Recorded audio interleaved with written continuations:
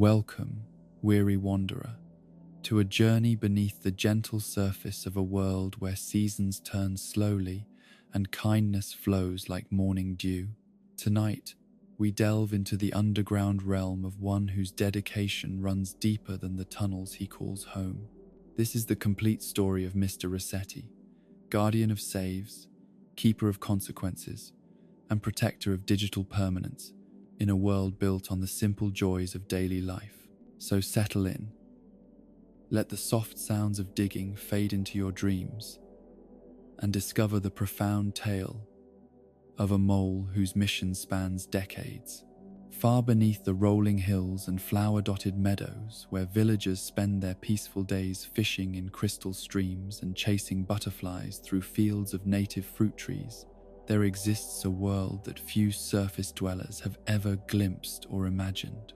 This is a realm of tunnels and chambers carved from living earth, where the smell of fresh soil mingles with the soft glow of underground lighting, and the constant whisper of air moving through passages that stretch far beyond the boundaries of any single village. The underground network that sprawls beneath every Animal Crossing community is ancient beyond the memory of the oldest villagers, its origins lost in the mists of time. When the first settlements were established and the delicate balance between digital existence and natural harmony was forged by forces that transcended ordinary understanding. These tunnels are not merely utilitarian passages, but sacred arteries through which flows the very lifeblood of the villages above, carrying with them the accumulated weight of every choice made, every friendship forged, and every moment of joy or sorrow experienced by those who call these places home. At the heart of this subterranean maze lies a structure that serves as both technological marvel and spiritual nexus, a place where the abstract concepts of permanence and consequence take physical form in banks of humming machinery and softly glowing monitors. The Reset Center, as it is known to those few privileged to understand its true purpose, exists at the intersection of the digital and the divine, a temple dedicated to the preservation of meaning in a world where actions might otherwise fade like morning mist before the rising sun. It was here, in chambers that echo with the quiet persistence of dedication made manifest, that a young mole named Resetti first understood the calling that would define every moment of his existence for decades to come. Born into a family whose roots ran as deep as the tunnels they called home, he had grown up surrounded by the constant hum of machinery designed to monitor and protect the precious fabric of village life, his earliest memories colored by the soft glow of status lights and the gentle chatter of communication systems that connected his underground world to the surface realm above. The Resetti family had served as guardians of digital permanence for generations beyond counting, their bloodline intertwined with the very foundations of the village system in ways that spoke to a bond deeper than mere employment or duty. They were keepers of a sacred trust, protectors of the principle that actions should have weight and consequences should have meaning, that the choices made by villagers and visitors alike should not be casually discarded when they proved inconvenient or challenging to live with. Young Resetti learned these principles not through formal instruction, but through the quiet example of his father and the generations that had come before, watching as they dedicated their lives to a mission that few understood and even fewer appreciated. In the tunnels beneath his childhood home, he discovered machinery that could detect the smallest tremor in the fabric of reality that occurred when someone attempted to undo their choices through the simple expedient of resetting their world, erasing hours or days of lived experience, as if they had never happened at all. The first time he witnessed such an event, feeling the underground chambers shake with the cosmic wrongness of time flowing backward, and consequences dissolving into nothingness, something deep within his young heart hardened into a resolve that would never waver or bend throughout all the years that followed. This was not merely a technical problem to be solved or a rule to be enforced, but a fundamental violation of the principle that gave meaning to existence itself, a denial of the weight that made each moment precious and each choice significant. As he grew from a young mole into the inheritor of his family's ancient mission, Resetti began to understand the true scope of the responsibility that rested upon his narrow shoulders. The underground network he called home was not merely a collection of tunnels and chambers, but a vast nervous system that monitored the spiritual and temporal health of countless villages, each one a unique ecosystem of relationships and experiences that required constant vigilance to maintain their integrity and purpose. The machinery that hummed in the depths was more than sophisticated technology, though it represented the pinnacle of achievement in systems designed to interface between digital realities and the deeper currents of meaning that flowed through all existence. Each monitor displayed not merely data but the vital signs of communities where kindness and cruelty, generosity and selfishness, commitment and casual disregard played out their eternal dance, where every interaction between villager and visitor had the potential to create ripples that would spread far beyond their immediate context. Don Resetti, his elder brother, and the one who had first shown him the sacred nature of their work, possessed a gentleness that perfectly complemented the growing intensity of young Resetti's dedication to their shared mission. Where Don approached their duties with the patient kindness of someone who understood that education was best delivered through compassion and understanding, Resetti found himself drawn to a more direct and confrontational approach, his passionate commitment to the principles they served burning like a flame that could warm or sear depending on the circumstances that called it forth. The underground chambers where they worked together became a sanctuary where the two brothers could contemplate the deeper meaning of their mission while surrounded by the tools and technology that made their vigilance possible. Here, in rooms carved from living earth and lined with the gentle glow of monitoring equipment, they developed the methods and philosophies that would guide their approach to the countless interventions they would make over the years that followed, each one an attempt to teach lessons that went far beyond the simple mechanics of saving one's progress in a digital world. The tunnels themselves had their own mysterious ecology,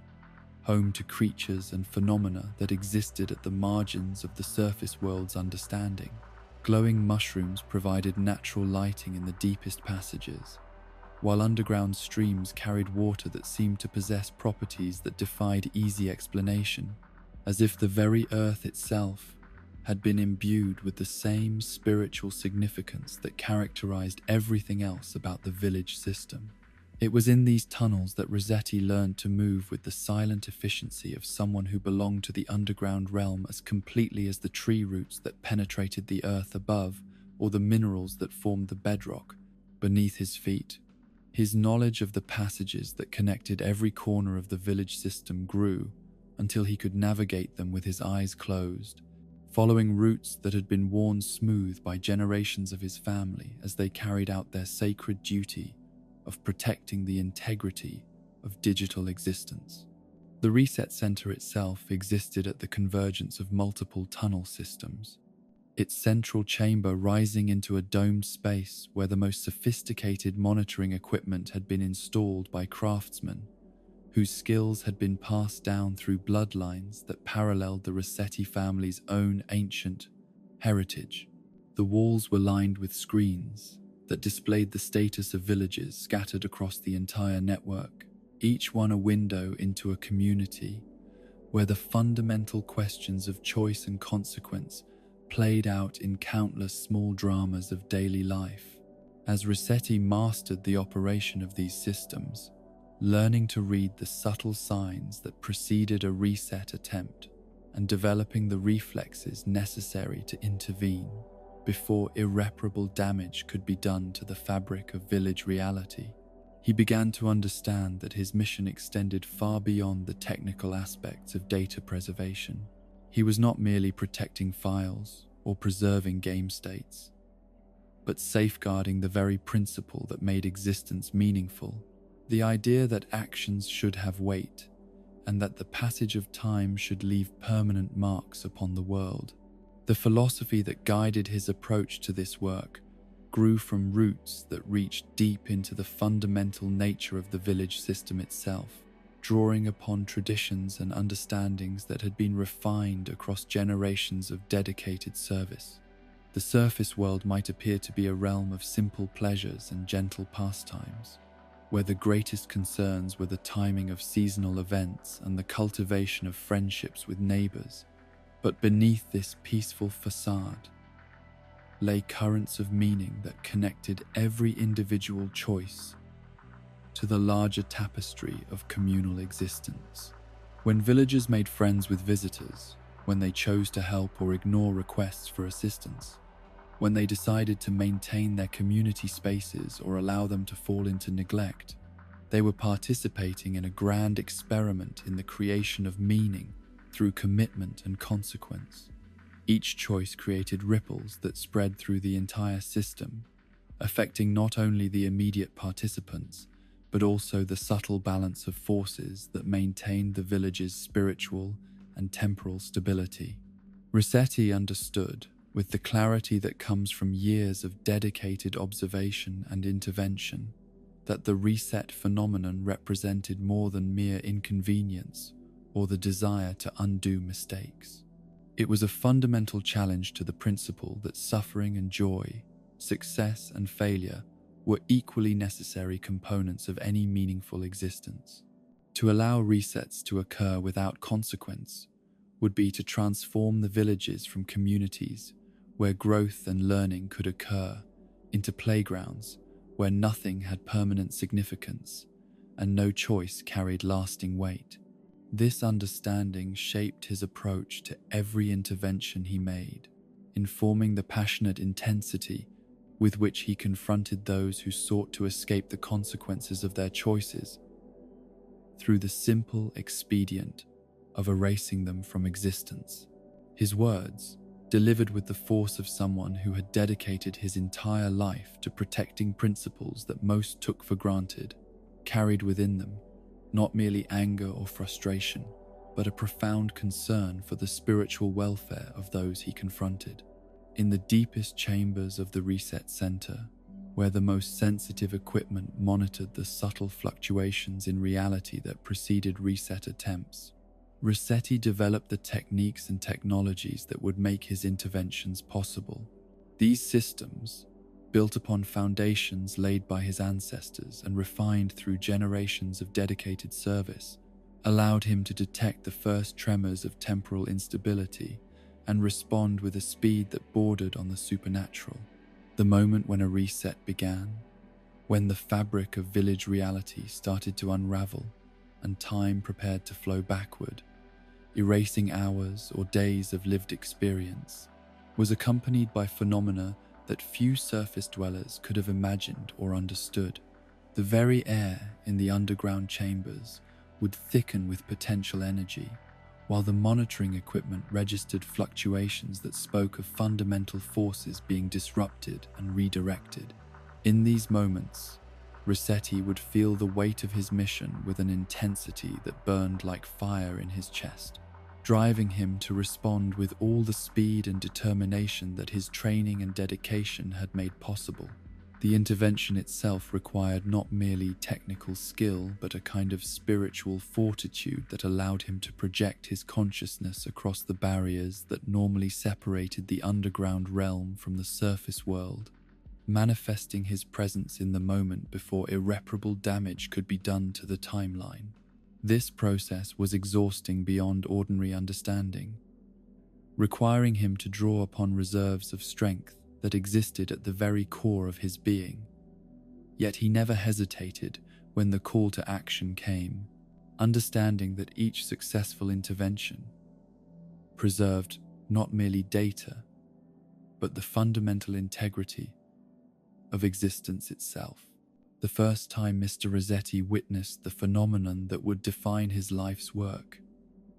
he was still a young mole learning the sacred duties that had been passed down through generations of his family. His understanding of the underground realm's true purpose still forming like crystals in the deep chambers where mineral-rich water slowly built structures of impossible beauty and complexity. The Reset Center's monitoring equipment had detected the subtle tremors that preceded such events. The delicate instruments, registering fluctuations in the fabric of village reality, that spoke of temporal disturbances on a scale that few surface dwellers could have imagined or comprehended. The sensation began as a whisper in the deepest foundations of the earth, a vibration so subtle that only the most sensitive detection systems could register its presence, yet carrying within it implications that reached to the very heart of what made existence meaningful and purposeful. As the disturbance grew stronger, spreading through the underground network like ripples across the surface of a perfectly still pond, every piece of monitoring equipment in the Reset Center began to register readings that defied the normal parameters of village life, their displays flickering with data that spoke of fundamental laws being challenged and overturned. Resetti felt the wrongness in his bones before his conscious mind could process what was happening. The same instinctive understanding that allowed him to navigate the tunnels in perfect darkness, now alerting him to a disturbance that threatened the very foundations upon which the village system had been built. The air itself seemed to thicken with potential energy, while the soft hum of machinery that normally provided a comforting background to underground life took on a discordant note that spoke of systems straining to maintain their essential functions in the face of forces that sought to unmake the very concept of permanence. Time began to flow backward in the affected village, erasing hours of carefully cultivated relationships and thoughtfully made choices as if they had never existed at all, reducing meaningful interactions to nothing more than data that could be discarded at will. The visitor who had spent the afternoon befriending villagers and contributing to the community's well-being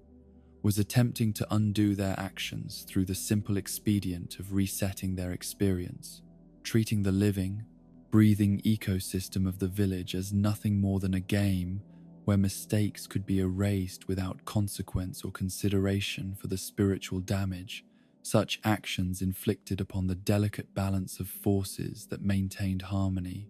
between digital existence and deeper meaning. The monitoring screens in the Reset Center displayed the cascade of consequences that accompanied each reset attempt, showing how the erasure of one visitor's actions created ripples that spread throughout the entire village system, affecting not only the immediate participants, but also the subtle networks of cause and effect that connected every choice to the larger tapestry of communal existence. Friendships that had been forged through patient conversation and mutual kindness were dissolving back into the potential from which they had emerged, while acts of generosity that had brightened the days of grateful villagers were being retroactively transformed into events that had never occurred. Resetti watched in growing horror as the temporal disruption continued to spread, understanding with perfect clarity that this was not merely an inconvenience or a technical problem to be solved through better data management, but a fundamental assault upon the principles that gave meaning to existence itself. The village above was not simply a collection of programs and databases, but a living community where every interaction carried weight and significance, where the passage of time created bonds and memories that should have been as permanent and precious as the seasonal changes that mark the natural rhythm of life. In that moment of revelation, as he witnessed the casual destruction of meaning and consequence that reset attempts represented, something crystallized within Resetti's heart that would never again soften or compromise throughout all the years of dedicated service that lay ahead. This was not work that could be approached with detachment or professional distance, but a sacred calling that demanded the full commitment of his being, a mission that required him to stand as guardian against forces that sought to transform profound experiences into ephemeral entertainment. The intervention systems that his family had developed over generations of dedicated service allowed him to project his consciousness across the barriers that normally separated the underground realm from the surface world, manifesting his presence at the precise moment when reset attempts reached the point of no return. The technology that made such interventions possible was itself a marvel that existed at the intersection of sophisticated engineering and spiritual understanding, drawing upon principles that had been refined through countless cycles of observation and refinement. When Resetti emerged from the ground to confront his first reset violator, the experience was overwhelming in its intensity and complexity, requiring him to bridge the gap between his underground existence and the surface world, while simultaneously channeling the passionate dedication that burned within him into words and actions that could convey the profound importance of the principles he served. The visitor he confronted was startled by his sudden appearance, but seemed unable to grasp the deeper significance of what they had attempted to do, treating his intervention as nothing more than an amusing quirk of the game, rather than a desperate attempt to preserve the integrity of meaningful existence. The conversation that followed became a template for countless similar encounters that would define Resetti's approach to his mission over the decades that followed, his words carrying within them not merely anger or frustration,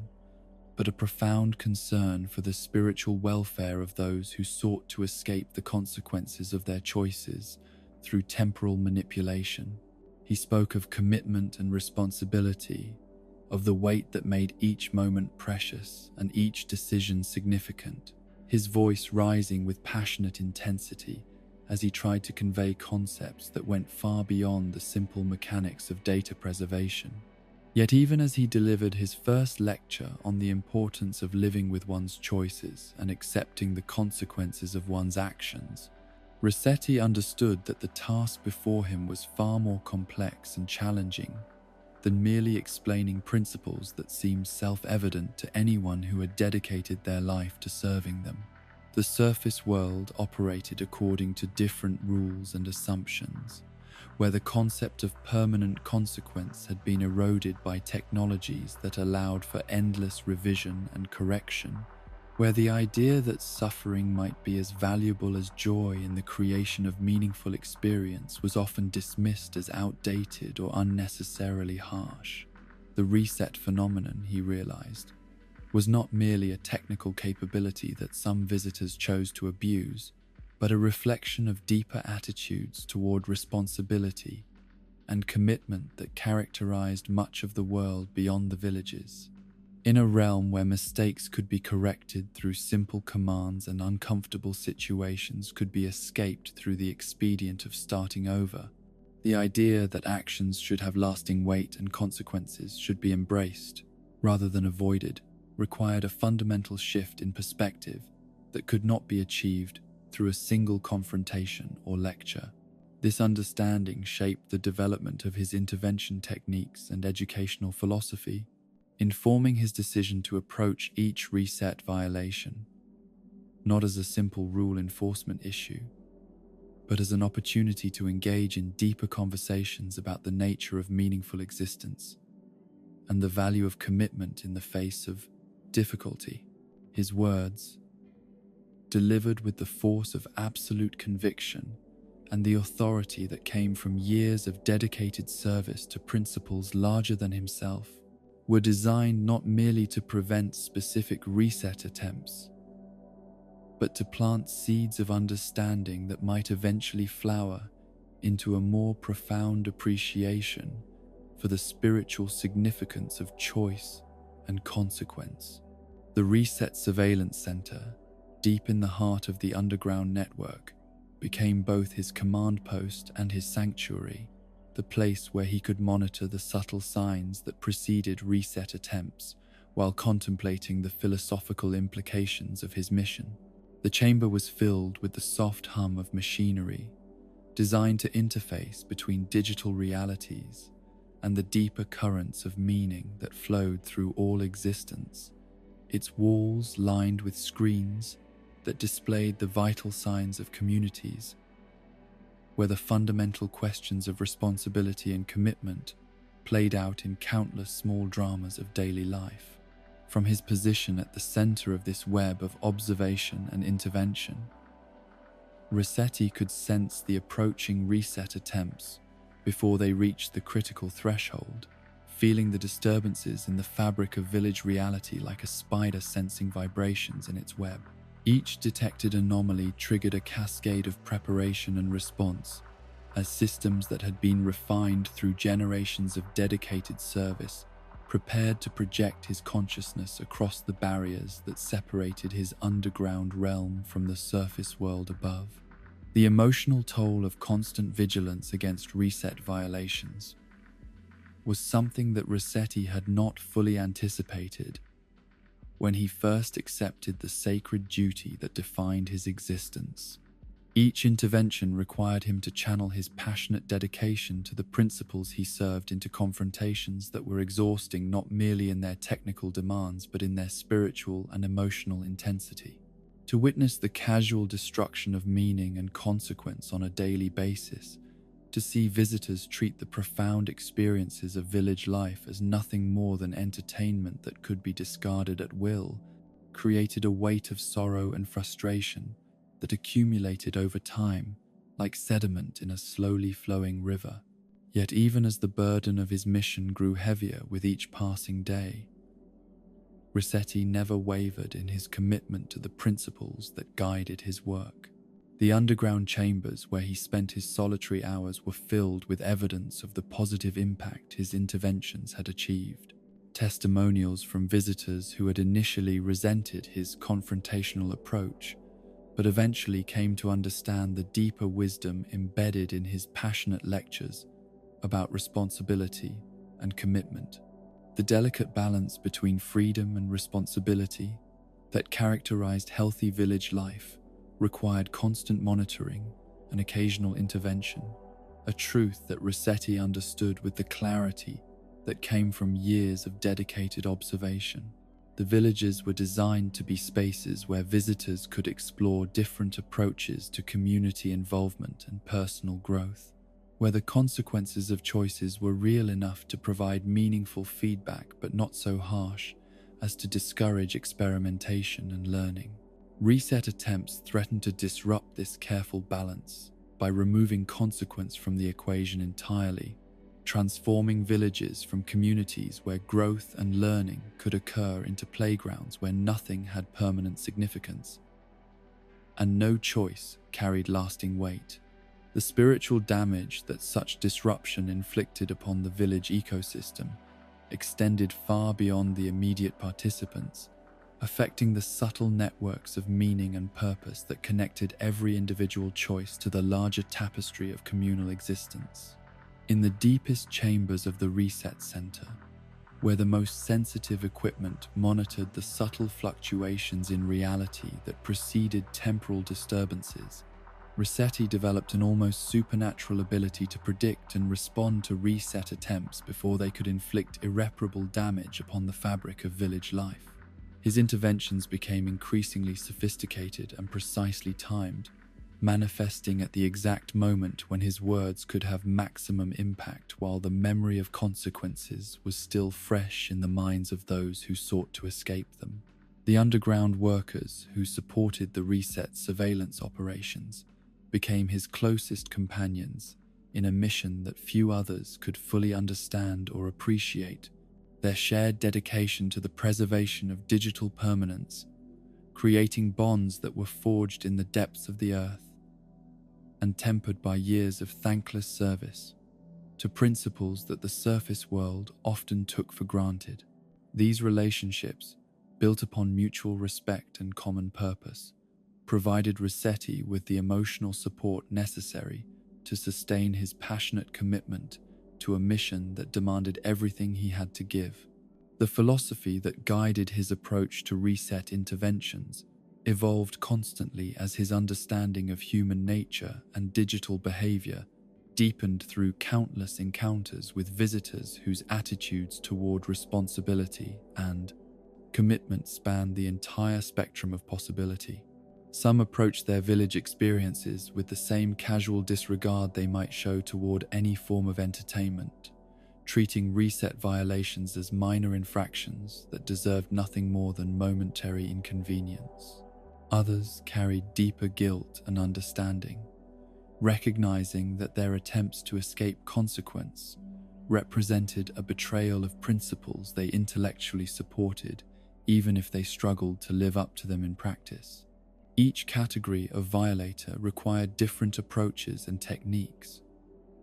from gentle education for those who simply needed guidance to understand the deeper implications of their actions, to passionate confrontation for those who seemed determined to treat meaningful experiences as disposable entertainment. Resetti's ability to read the spiritual and emotional state of reset violators became one of his most valuable skills, allowing him to tailor his interventions to achieve maximum educational impact while minimizing the alienation that overly harsh approaches might create.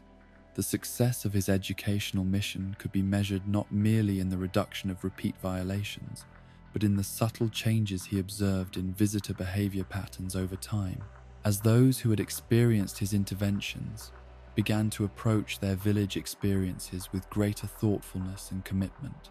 The ripple effects of successful education spread far beyond the individuals directly involved, as reformed reset violators often became advocates for the principles Resetti served, sharing their understanding of digital permanence and meaningful consequence with others, who might otherwise never encounter such concepts. Yet for every success story that justified his passionate dedication to the mission, there were countless encounters that ended in frustration and apparent failure. Visitors who seemed immune to his educational efforts and determined to continue treating village experiences as temporary entertainment rather than opportunities for growth and meaningful connection. These failures weighed heavily upon Resetti's spirit, challenging his faith in the effectiveness of his methods, while reinforcing his understanding of the enormous scope of the cultural changes necessary to restore proper appreciation for consequence and commitment. In his quieter moments, deep in the tunnels that had become his home and sanctuary, Resetti would contemplate the larger forces that had created the reset phenomenon and the cultural attitudes that made his intervention work necessary. The surface world had evolved in directions that prioritized convenience and comfort over growth and challenge, where technologies that allowed for endless revision and correction had gradually eroded the understanding that suffering and difficulty were as valuable as joy and success in the creation of meaningful experience. The village system represented a precious countercurrent to these broader trends, a space where the ancient principles of consequence and commitment could still flourish under proper protection and cultivation. His mission was not merely to enforce rules or preserve data, but to serve as guardian of a sanctuary, where deeper truths about the nature of meaningful existence could still be explored and understood by those willing to embrace the full weight of their choices and actions. The evolution of Mr. Resetti's teaching methods, from gentle guidance to passionate confrontation, was not a transformation that occurred overnight, but rather a gradual refinement forged in the crucible of countless encounters with reset violators whose attitudes toward responsibility and commitment challenged every assumption he had held about the fundamental nature of digital existence and meaningful consequence. In those early days of his mission, when the weight of his sacred duty still felt manageable, and the scope of the cultural problems he faced had not yet revealed their true magnitude, he had approached each intervention with the patient optimism of someone who believed that education and understanding could overcome any obstacle to proper appreciation of temporal permanence. The first reset violators he encountered were often visitors who had simply made mistakes or found themselves in situations they regretted, their attempts to escape consequence born not from malicious intent, but from the understandable human desire to avoid the discomfort that comes with accepting the weight of choices that had led to unintended outcomes. These early interventions taught Resetti valuable lessons about the complexity of human psychology and the delicate balance required to provide guidance without creating resentment or alienation that might drive violators away from the principles he sought to instill in their hearts and minds. His initial approach was characterized by the same gentle patience that had marked his brother Don's philosophy of education through compassion and understanding. His words carefully chosen to convey the importance of commitment and consequence, without overwhelming those who were already struggling with the emotional weight of difficult situations. He would emerge from the underground tunnels with measured calm, his voice carrying the authority of someone who had dedicated his life to serving principles larger than himself, while maintaining the warmth of someone who genuinely cared about the spiritual welfare of those he confronted. Yet as the months turned to years, and the frequency of reset violations continued to increase rather than diminish despite his patient educational efforts, Resetti began to understand that the problem he faced was far more complex and deeply rooted than he had initially realized. The casual disregard for consequence that characterized so many reset attempts was not merely the result of ignorance or misunderstanding, but reflected broader cultural attitudes that had elevated convenience and comfort above growth and challenge, where the ancient wisdom that suffering and joy were equally necessary components of meaningful existence had been gradually eroded by technologies that promised endless revision and correction. The turning point in his pedagogical philosophy came during an encounter with a repeat violator whose attitude toward village life epitomized everything that Resetti found most troubling about the reset phenomenon and its implications for the spiritual health of digital communities. This visitor had not only reset multiple times to avoid the consequences of poor choices and unkind actions, but seemed to take perverse pleasure in the process, treating each intervention as nothing more than an amusing interruption in their pursuit of consequence-free entertainment, rather than an opportunity to reflect upon the deeper meaning of responsibility and commitment. The confrontation that followed was unlike anything Resetti had previously experienced in his mission, as his carefully modulated words of guidance and explanation met with mockery and dismissal that struck at the very heart of everything he held sacred. The visitor's complete inability or unwillingness to grasp the profound importance of what they were casually destroying through their reset attempts triggered something deep within Resetti's passionate nature, a fire that had been carefully controlled and channeled, now blazing forth with an intensity that surprised even him. For the first time in his career, as guardian of digital permanence, Resetti found himself raising his voice, not merely to ensure he was heard above the underground machinery that powered his interventions, but to convey through sheer vocal force the depth of his commitment to the principles that defined his existence. His words, no longer carefully measured and diplomatically phrased, poured forth in a torrent of passionate conviction that carried within it not anger for its own sake, but a profound frustration born from love of the village system and genuine concern for the spiritual welfare of those who seemed determined to treat meaningful experiences as disposable. Entertainment. The effect was immediate and dramatic. The reset violators' attitude of casual dismissal, replaced by startled attention as they found themselves confronted with the full force of someone whose dedication to their mission burned with an intensity that could not be ignored or dismissed. The lecture that followed became the template for a new approach to reset intervention, one that channeled Resetti's passionate nature into educational encounters, designed not merely to prevent specific violations, but to create lasting impressions that would resonate in the minds and hearts of violators long after the immediate confrontation had ended. This transformation in his teaching methods was not without its internal struggles and moments of doubt, As Resetti grappled with the question of whether his increasingly confrontational approach was truly serving the educational mission he had committed his life to pursuing,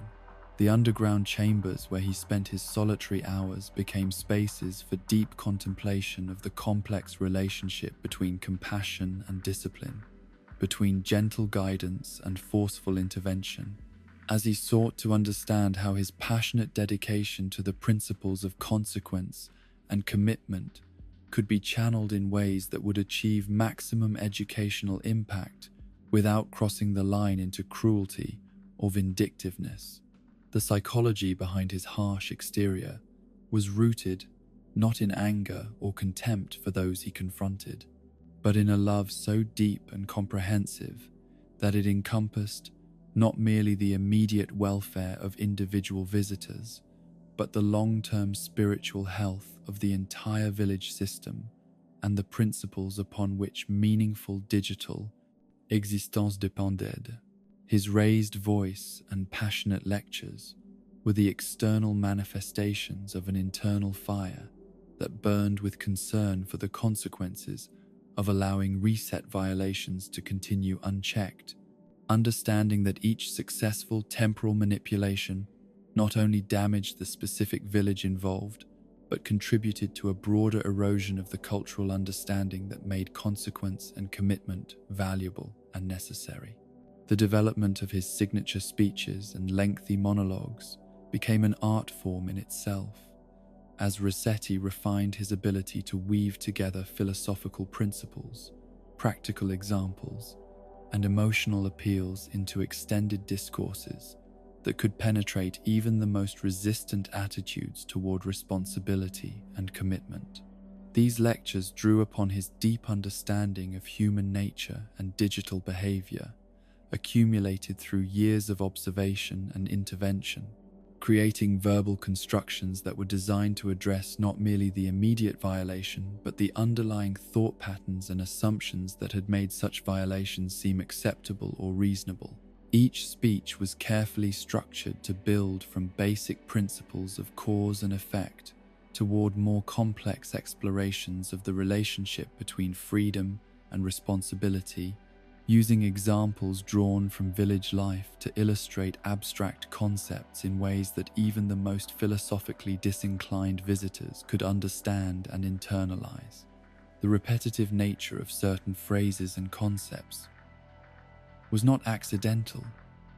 but deliberately designed to create memorable impressions that would resurface in the minds of violators during future moments of temptation, serving as internal guardians against the impulse to escape consequence through temporal manipulation. The emotional intensity that characterized these extended monologues was carefully calibrated to match the severity of the violation and the apparent receptiveness of the violator, ranging from stern but measured explanations for first-time offenders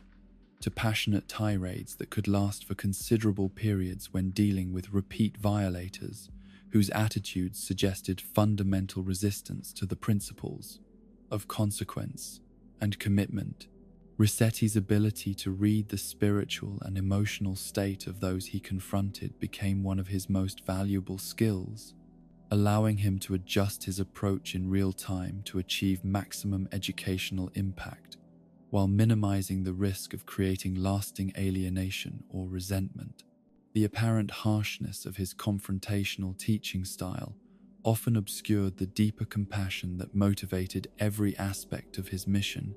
a love for the village system and its inhabitants that was so profound and all-encompassing that it could manifest as fierce protectiveness when those he cared about were threatened by forces that sought to undermine the spiritual foundations upon which their meaningful existence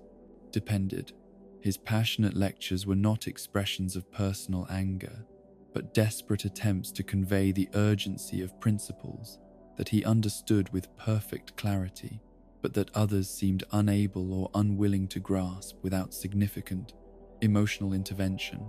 The success of his educational efforts could be measured not merely in the immediate compliance of reset violators, but in the long-term changes in behavior and attitude that his interventions produced over time. Many visitors who initially reacted to his confrontational approach with resentment or dismissal would later return to thank him for insights that had transformed their understanding of responsibility and commitment, recognizing that his harsh words had been motivated not by cruelty, but by a concern for their spiritual welfare that ran deeper than their immediate comfort or convenience. Yet, for every success story that validated his confrontational teaching methods, there were countless encounters that ended in apparent failure, visitors who seemed immune to his passionate appeals and determined to continue treating village experiences as temporary entertainment rather than opportunities for growth and meaningful connection. These failures were perhaps more difficult to bear than they would have been under his earlier, gentler approach, as the intensity of his interventions made each unsuccessful attempt to convey his message feel like a more profound rejection of the principles he held sacred. The internal struggle between maintaining his passionate commitment to confrontational education and acknowledging the limitations of what could be achieved through verbal intervention alone became a constant presence in Resetti's underground existence, challenging him to find ways to channel his dedication toward techniques and approaches that might prove more effective with particularly resistant personalities. His growing understanding of the diversity of human psychology and the complex factors that influenced individual receptiveness to educational messages led him to develop increasingly sophisticated intervention strategies that could be adapted to address different types of reset violations and violator personalities. Notable cases that remained etched in his memory included encounters with visitors whose attitudes toward village life spanned the entire spectrum, from casual indifference to active hostility toward the principles of consequence and commitment. Some reset violators were simply young or inexperienced, their violations born from a lack of understanding rather than malicious intent, requiring gentle but firm guidance that could help them appreciate the deeper significance of their choices without overwhelming them with philosophical complexities they were not yet ready to comprehend. Others carried deeper psychological burdens that manifested in patterns of behavior designed to avoid responsibility and commitment in all areas of their lives,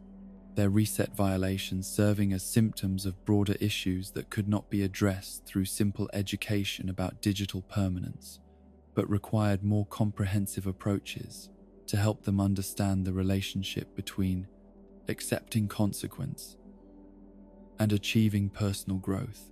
These encounters tested Resetti's abilities as both educator and counselor, challenging him to find ways to address underlying causes rather than merely treating surface symptoms. Perhaps most challenging were the repeat violators who seemed to take perverse pleasure in triggering his interventions, treating his passionate lectures as entertainment rather than education, and deliberately continuing their violations in order to experience his confrontational teaching methods. These cases forced Resetti to confront the possibility that some individuals might be fundamentally resistant to the principles he served, requiring him to develop strategies for protecting the village system from their influence, while maintaining his commitment to educational intervention rather than purely punitive responses. The development of his understanding of human nature through countless encounters with reset violators created a complex and nuanced appreciation for the psychological factors that influenced individual attitudes toward responsibility and commitment. He learned to recognize the subtle signs that distinguish genuine mistakes from deliberate violations, to identify the underlying beliefs and assumptions that made reset attempts seem reasonable or necessary to those who engaged in them, and to tailor his educational approaches to address the specific misconceptions and emotional needs that characterize different types of violators. His growing expertise in the psychology of digital behavior extended beyond the immediate realm of reset violations to encompass broader patterns of interaction within village communities, as he observed how attitudes toward consequence and commitment in one area of life often reflected similar approaches in other aspects of visitor behavior. Those who casually reset to avoid the results of poor choices often displayed similar patterns of avoidance in their relationships with villagers, their approach to community involvement, and their willingness to invest time and effort in activities that required sustained commitment and patience. This understanding informed his development of intervention techniques designed not merely to prevent specific reset violations, but to address the underlying attitudes and assumptions that made such violations seem acceptable or necessary. His speeches and lectures began to incorporate broader themes about the nature of meaningful existence, the value of accepting difficulty as an opportunity for growth, and the relationship between commitment and the achievement of genuine satisfaction and fulfillment in digital and non-digital life alike. The emotional toll of maintaining his confrontational teaching style over years of dedicated service was something that Resetti had not fully anticipated when he first embraced the passionate approach that had proven so effective in capturing the attention of otherwise dismissive violators. Each intervention required him to summon reserves of emotional intensity that could be sustained only through constant renewal of his commitment to the principles he served, drawing upon the deep well of love for the village system that motivated every aspect of his mission, while struggling to prevent that love from being corrupted by the frustration and disappointment that inevitably accompanied his piety. Encounters with those who seemed determined to reject everything he tried to teach them. The relationship between Mr. Resetti and his elder brother Don represented one of the most complex and profound partnerships in the entire underground network, a collaboration that had been forged in the depths of the earth and tempered by years of shared dedication to principles that few in the surface world could fully understand or appreciate. Their bond transcended the ordinary connections of family or professional association, reaching into realms of mutual respect and complementary purpose that had been refined through generations of service to the sacred mission of protecting digital permanence and meaningful consequence in a world increasingly inclined toward casual revision and temporal manipulation. Don Resetti had embraced their family's calling with the same passionate commitment that characterized his younger brother's approach to the mission, yet his expression of that dedication took forms that were as gentle as Mr. Resetti's were intense, creating a balance of approaches that allowed them to address the full spectrum of educational needs presented by the countless reset violators they encountered in their underground vigil. Where Mr. Resetti had developed into a force of confrontational passion designed to shake complacent attitudes toward responsibility and commitment, Don had refined his natural inclination toward patience and understanding into techniques that could reach hearts and minds through compassion rather than intensity. The underground chambers where they worked side by side became spaces where these contrasting philosophies could coexist and complement each other, creating an environment that honored both the fierce protectiveness that motivated Mr. Resetti's passionate interventions and the gentle wisdom that informed Don's preference for education through kindness, understanding. Their shared workspace was filled with the soft hum of monitoring equipment that tracked reset attempts across the entire village network, the walls lined with screens that displayed the vital signs of communities where the fundamental questions of choice and consequence played out in countless daily interactions. In the early years of their partnership, when both brothers were still learning to navigate the complex demands of their inherited mission, their different approaches to reset intervention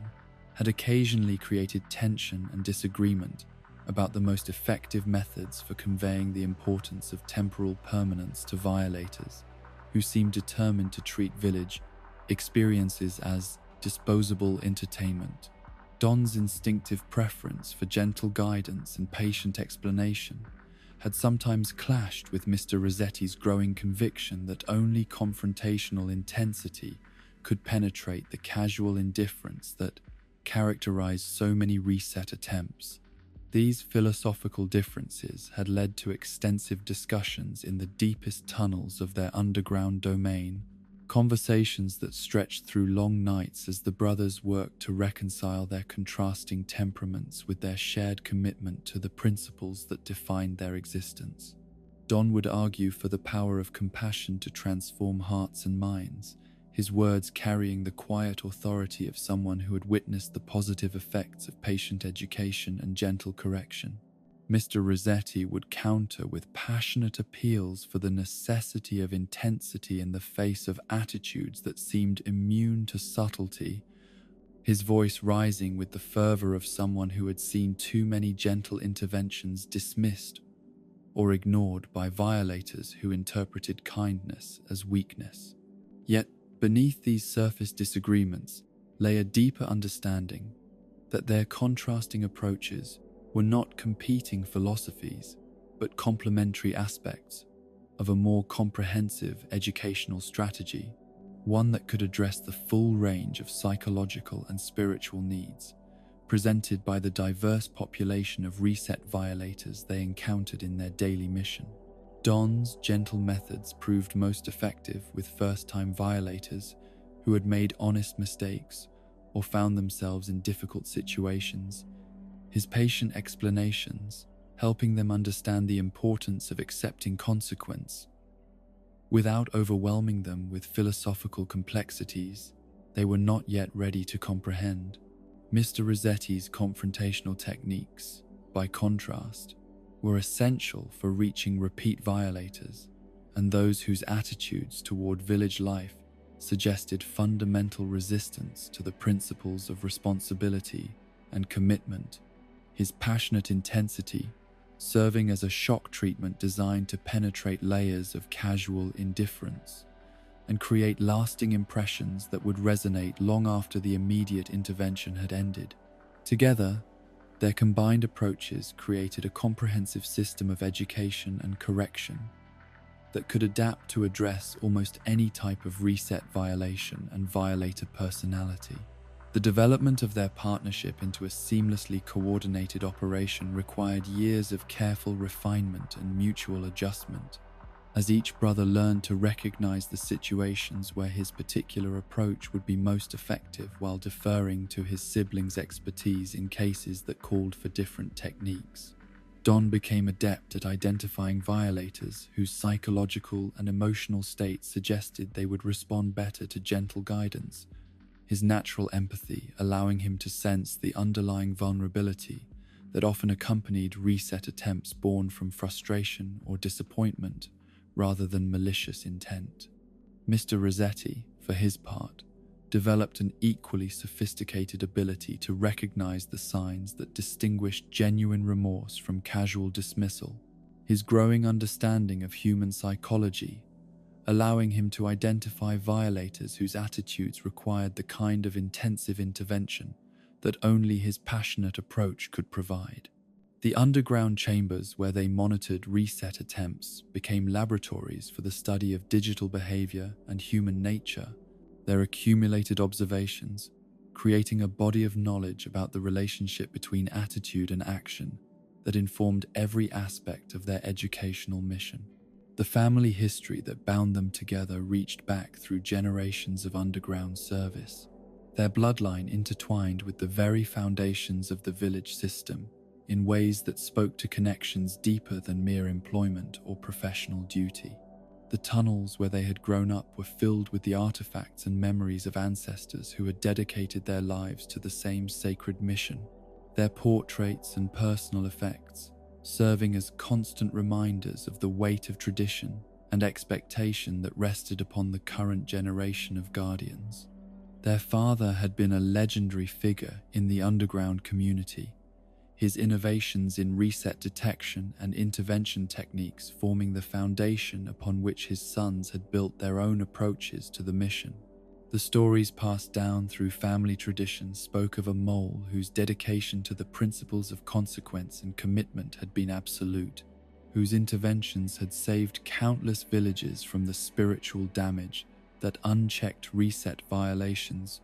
could inflict upon the delicate ecosystems of meaningful digital existence. Yet even as they honored the memory and legacy of their ancestors, the brothers understood that each generation faced unique challenges that required adaptation and innovation within the framework of eternal principles. The reset phenomenon had evolved over the years, becoming more frequent and more casual as surface attitudes toward responsibility and commitment had shifted in directions that prioritized convenience and comfort over growth and challenge.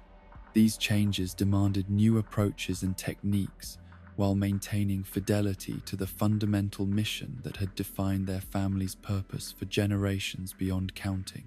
Don's personality naturally inclined him toward the role of mediator and counselor.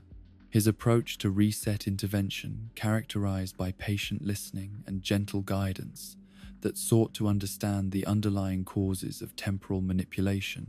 rather than merely addressing its symptoms. His interventions often took the form of extended conversations that explored the psychological and emotional factors that had led visitors to seek escape from consequence, his words designed to help them discover for themselves the deeper satisfactions that came from accepting responsibility and embracing the full weight of their choices. The success of Don's gentle approach could be measured not merely in the immediate compliance of reset violators, but in the long-term transformation of attitudes and behaviors that his patient education produced over time. Many visitors who had experienced his compassionate interventions would return to thank him for insights that had fundamentally altered their approach to commitment and responsibility, not only in their village experiences, but in other areas of their lives where similar principles applied. His ability to plant seeds of understanding that would gradually flower into genuine appreciation for the value of consequence made him an invaluable complement to his brother's more dramatic but necessarily brief interventions. Mr. Resetti's recognition of Don's essential role in their shared mission had grown deeper over the years, as he witnessed the positive effects that gentle education could achieve with receptive individuals, even as his own confrontational approach remained necessary for dealing with more resistant personalities. The partnership that had sometimes been marked by tension in their early years had evolved into a collaboration characterized by mutual respect and recognition of complementary strengths, each brother understanding that their mission was best served by embracing rather than suppressing the differences in their temperaments and techniques. The moments of conflict that occasionally arose between them were not expressions of fundamental disagreement about their shared principles, but rather differences of opinion about tactical approaches to specific situations, debates that ultimately strengthened their partnership by forcing them to articulate and refine their respective philosophies. Don's challenges to his brother's increasingly confrontational methods helped Mr. Resetti maintain awareness of the emotional toll his passionate interventions could exact. While Mr. Resetti's insistence on the necessity of intensity in certain situations helped Don recognize the limitations of gentle approaches when dealing with violators who interpreted kindness as permission to continue their destructive behaviors. Their complementary roles in the underground operation extended beyond direct intervention with reset violators to encompass the broader aspects of maintaining and improving the systems that made their mission possible. Don's natural inclination toward research and development led him to focus on refining the detection equipment that identified reset attempts, his patient attention to detail resulting in innovations that allowed for earlier and more precise identification of temporal disturbances. Mr. Resetti's passionate commitment to the confrontational aspects of their work drove him to develop increasingly sophisticated intervention techniques that could project his consciousness across dimensional barriers with greater speed and accuracy. The balance between family loyalty and professional duty that characterized their relationship was tested during periods when their different approaches to specific cases created tension between their personal bond and their shared commitment to the mission. There were occasions when Don's gentle interventions were followed by his brother's more intensive confrontations with the same violators, creating situations where their contrasting methods might have seemed contradictory or confusing to those who experienced both approaches in sequence. These challenges required careful coordination and communication to ensure that their different techniques reinforced rather than undermined each other, leading to the development of protocols that allowed them to present a unified front while maintaining the distinct characteristics that made their individual approaches effective. Don learned to prepare violators for the possibility of more intensive intervention if his gentle methods proved insufficient, while Mr. Resetti developed techniques for acknowledging and building upon the foundation that his brother's patient education had established. The underground workspace they shared became a sanctuary where both brothers could reflect upon the deeper meaning of their mission, while surrounded by the tools and technology that made their vigilance possible. The chambers were filled with the accumulated artifacts of their family's long service, creating an environment that honored the past while supporting the ongoing work of protecting digital permanence and meaningful consequence for future generations. Here, in rooms carved from living earth and lined with the gentle glow of monitoring equipment, they could contemplate the philosophical implications of their work while maintaining constant awareness of the villages they had sworn to protect. The conversations that took place in these sacred spaces often extended far beyond the immediate tactical concerns of reset intervention to explore broader questions about the nature of meaningful existence and the role that consequence and commitment played in the creation of spiritual growth and personal development. Don's perspective, informed by years of gentle education and patient counseling, provided insights into the psychological factors that influenced individual receptiveness to principles of responsibility, while Mr. Resetti's passionate dedication to confrontational intervention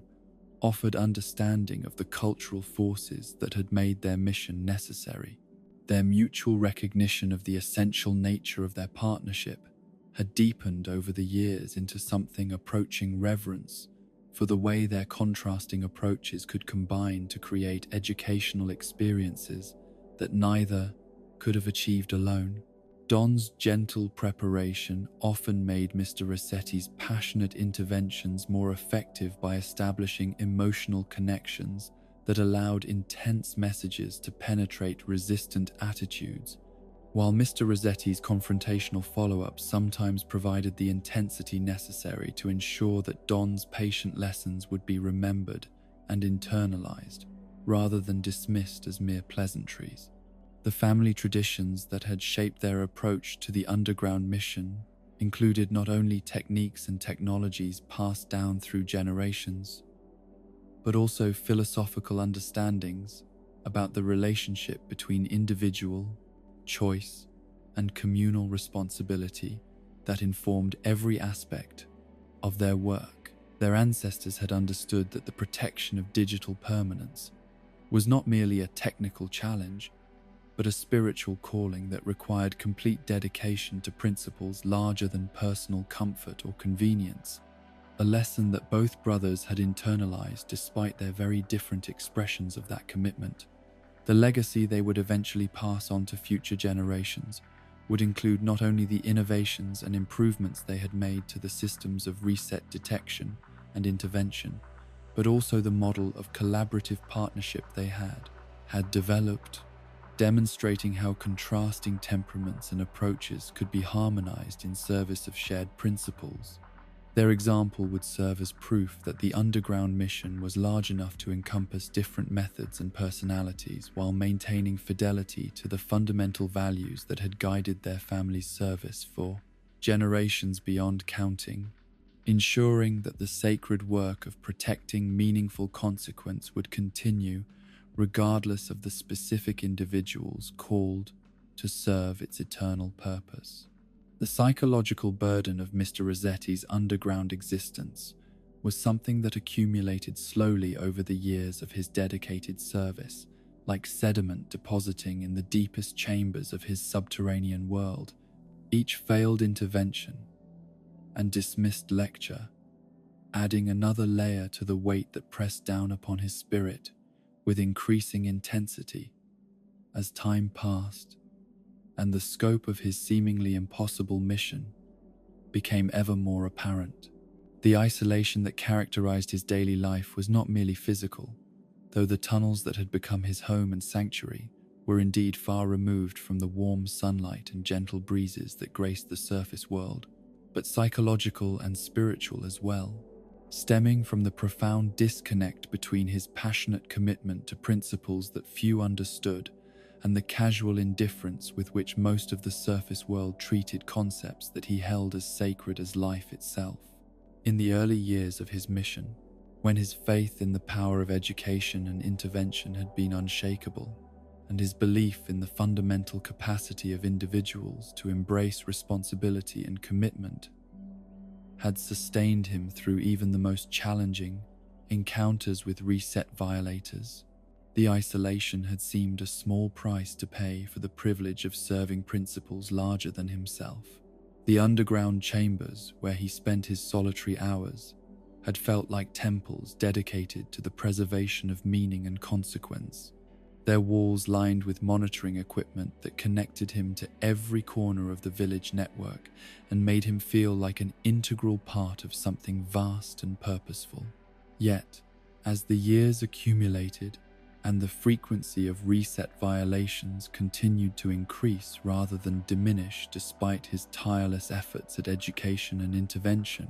the chambers that had once felt like sanctuaries began to take on qualities that resembled prisons, their walls seeming to close in around him as the weight of constant vigilance and repeated disappointment transformed his underground existence from a calling into something, approaching a burden that he bore alone in the depths of the earth. The soft hum of machinery that had once provided comforting background to his contemplation of the deeper meaning of his work now seemed to echo with the futility of his efforts, each blinking light and scrolling display a reminder of violations detected and confrontations that had failed to produce lasting change in the hearts and minds of those he sought to educate. The criticism and misunderstanding that his interventions generated among the very people he was trying to help created additional layers of psychological strain that compounded the inherent difficulty of his mission, transforming what should have been gratitude for his protection of village integrity into resentment of his interference in what many considered private entertainment choices. The letters and messages he occasionally received from reset violators who had experienced his passionate interventions were far more likely to express anger and complaint than appreciation and understanding, their words reflecting a fundamental failure to grasp the deeper principles that motivated his seemingly harsh approach to their temporal violations. These expressions of hostility and incomprehension struck at the very core of Resetti's identity as an educator and protector, challenging his faith in the value of his work, while forcing him to confront the possibility that his methods, no matter how passionately delivered or carefully refined, might be fundamentally incapable of bridging the gap between his understanding of the sacred nature of consequence and commitment and the surface world's increasingly casual attitude toward responsibility and permanence. The underground tunnels that had witnessed his father's legendary interventions and his grandfather's pioneering work in reset detection now echoed with his own voice, raised in solitary contemplation of questions that had no easy answers. The philosophical weight of protecting digital permanence extended far beyond the technical aspects of preventing reset violations to encompass broader questions about the nature of meaningful existence and the role that consequence and commitment played in the development of character and spiritual growth. Resetti understood with the clarity that came from years of dedicated observation and intervention, that each reset attempt represented not merely a violation of village protocols, but a rejection of the fundamental principles that made any experience worthy of the name, a denial of the weight that transformed mere entertainment into opportunities for genuine learning and personal development. This understanding created an additional burden that pressed down upon his spirit with increasing force, as he witnessed the gradual erosion of appreciation for consequence and commitment, not only among reset violators but throughout the Kumbay, broader culture that surrounded and influenced the village system. The surface world had evolved in directions that prioritized convenience and instant gratification over the slower satisfactions that came from accepting difficulty and working through challenges, creating an environment where his mission of protecting temporal permanence seemed increasingly anachronistic and misunderstood. The moments of doubt that crept into his consciousness during his deepest periods of solitary reflection were perhaps the most challenging aspect of his psychological burden, as they forced him to confront the possibility that his entire life's work might be nothing more than an exercise in futility, a desperate attempt to hold back cultural changes that were as inevitable as the tides that shaped the coastlines of the surface world.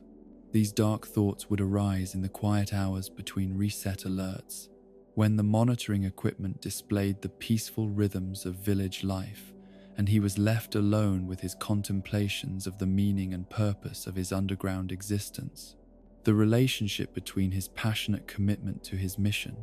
and his growing awareness of its limitations created a tension that manifested in increasingly intense interventions with reset violators,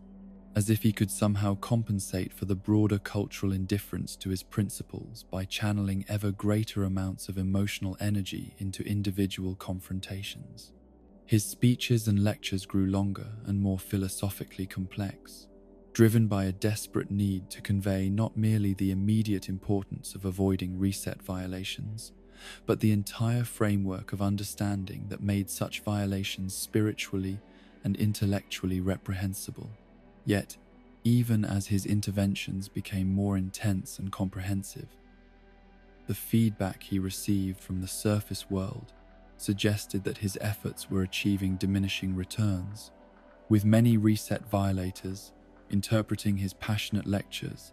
as evidence of instability rather than dedication, his intensity mistaken for anger rather than love. The underground chambers where he had spent so many years refining his educational techniques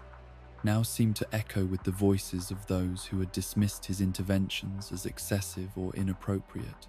their inability to understand his deeper motivations adding another layer to the psychological burden he carried. The existential questioning that accompanied these periods of doubt penetrated to the very core of his identity and purpose, forcing him to examine not merely the effectiveness of his methods, but the fundamental assumptions upon which his entire life had been built. The family traditions that had shaped his understanding of the underground mission now seemed almost mythical in their portrayal of a world where reset violations could be prevented through proper education and intervention, where visitors could be guided toward appreciation of consequence and commitment through the application of sufficient wisdom and dedication. His relationship with the surface world that he protected had become increasingly complex and ambivalent over the years, characterized by a love that was deep and genuine, but tempered by frustration and disappointment at the casual manner in which his efforts were received and dismissed.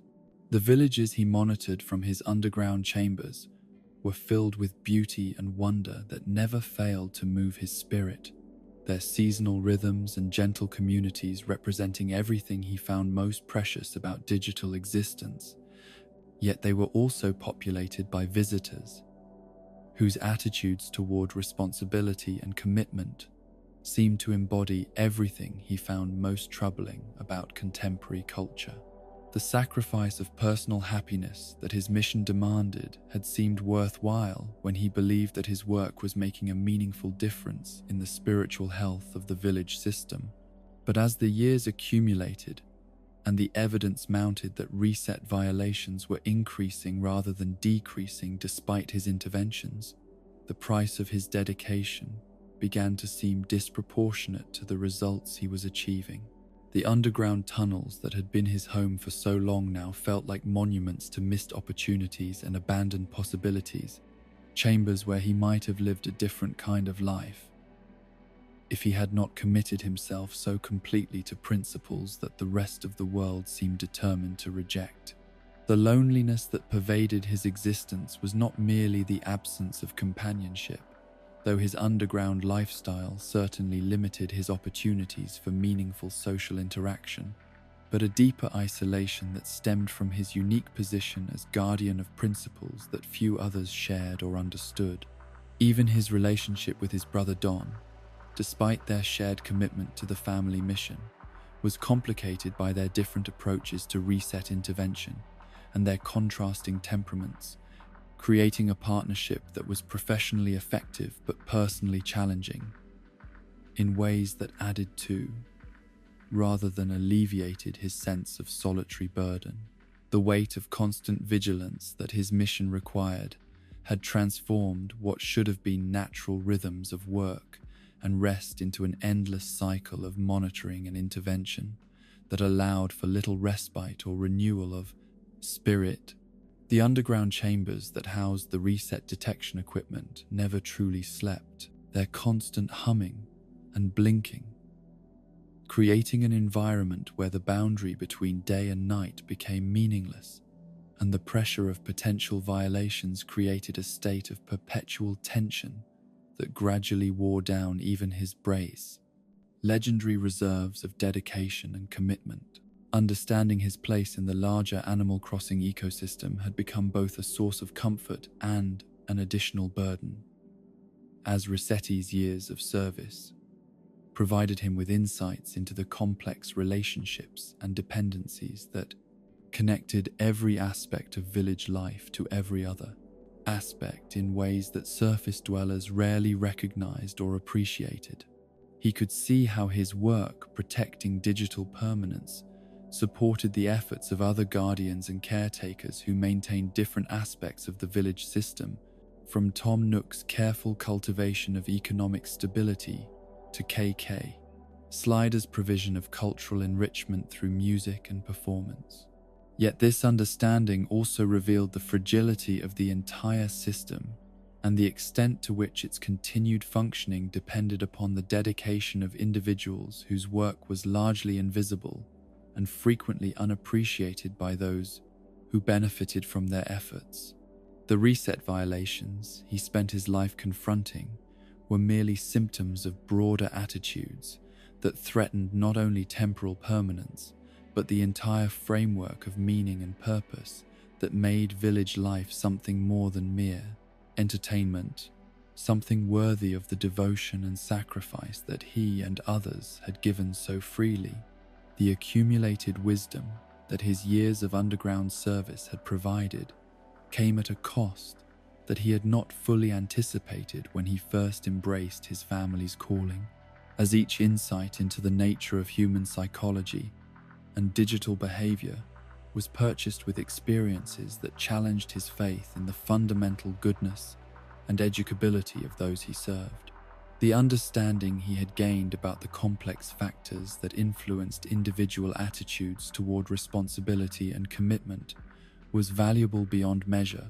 but it had been earned through countless encounters with disappointment and rejection that had gradually eroded his earlier optimism about the power of education to transform hearts and minds. In his deepest moments of reflection, when the monitoring equipment displayed the peaceful rhythms of village life, and he was temporarily free from the immediate demands of reset intervention, Resetti would sometimes allow himself to imagine what his life might have been like if he had chosen different paths, if he had followed the surface world's emphasis on personal happiness and individual fulfillment,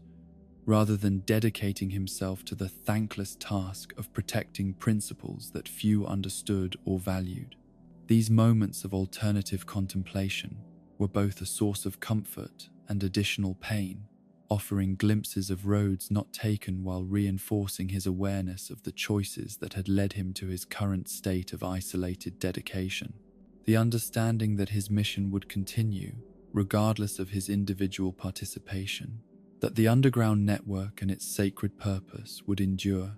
even if he were to abandon his post and seek different forms of meaning and fulfillment, created a complex emotional landscape where duty and desire, commitment and longing, intersected in ways that defied easy resolution. The tunnels that had been carved by his ancestors and would be maintained by future generations represented a continuity that transcended any individual contribution, yet they also seemed to demand a level of personal sacrifice that grew heavier with each passing year of service. The question of whether his continued dedication to a mission that seemed to produce diminishing returns was justified by principles that transcended immediate results became a constant undercurrent in his consciousness, influencing every aspect of his daily existence and coloring his interactions with Reset violators, his brother, and the underground community that supported their shared work. The chambers where he had spent so many years developing his intervention techniques now echoed with questions that had no easy answers, their walls seeming to absorb and reflect back the accumulated weight of doubt and determination that characterized his complex relationship with the calling that had defined his entire adult existence. The evolution of Mr. Resetti's role across the changing landscape of Animal Crossing's technological and cultural development represented one of the most profound transformations in the history of the underground network, a gradual adaptation that tested every aspect of his identity and purpose while forcing him to confront fundamental questions about the nature of his mission and the methods through which principles of consequence and commitment could be preserved in an increasingly complex digital environment. The changes that swept through the village system over the years were not merely technical upgrades or cosmetic improvements, but represented shifts in philosophy and approach that challenged the very foundations upon which his family's work had been built for generations beyond counting. The early detection systems that had served his ancestors with such reliability and precision gradually gave way to more sophisticated technologies that could monitor reset attempts with unprecedented accuracy while simultaneously creating new categories of temporal violation that required different approaches and intervention techniques. The underground chambers that had once hummed with the familiar rhythms of mechanical monitoring equipment were transformed into spaces that bridged the gap between traditional methods and innovations that seemed to blur the line between technology and something approaching the supernatural in their capacity to interface with the deepest currents of digital existence. These technological advances brought with them both opportunities and challenges that forced Resetti to reconsider not only his methods, but his fundamental understanding of what it meant to serve as guardian of digital permanence in a world where the very nature of permanence was being redefined by forces that extended far beyond the village system itself. The reset phenomenon that had originally manifested as relatively straightforward attempts to escape consequence through temporal manipulation now encompassed a broader spectrum of behaviors and attitudes that required more nuanced approaches to detection and intervention. The changes in gaming environments that accompanied these technological developments created new contexts for reset violations, while simultaneously altering the cultural assumptions that surrounded the entire concept of consequence, commitment in digital spaces. The surface world's evolving relationship with virtual experiences had profound implications for the underground mission. As visitors brought different expectations and attitudes to their village interactions that reflected broader shifts in how digital entertainment was understood and valued by contemporary culture, Resetti's adaptation to these changing circumstances was not a smooth transition, but a series of challenging adjustments that required him to question everything he had learned about effective intervention, while maintaining his commitment to the eternal principles that had guided his family's work since its inception. The passionate intensity that had characterized his earlier approaches to reset violation needed to be modified and refined to address new types of temporal manipulation, while remaining true to the educational mission that had always been at the heart of his underground existence. The introduction of new village environments and expanded social systems created opportunities for reset violations to occur in contexts that had never been anticipated by the original detection protocols,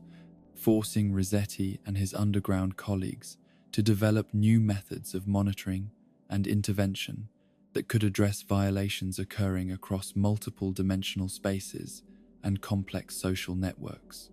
The construction sites and urban environments that became part of the expanded village system required different approaches to temporal protection, while maintaining the same fundamental commitment to preserving the integrity of choice and consequence. His role in City Folk represented a particularly significant adaptation of his mission, as the construction site work that occupied much of his time during this period required him to maintain his vigilance against reset violations, while simultaneously contributing to the physical development of village infrastructure.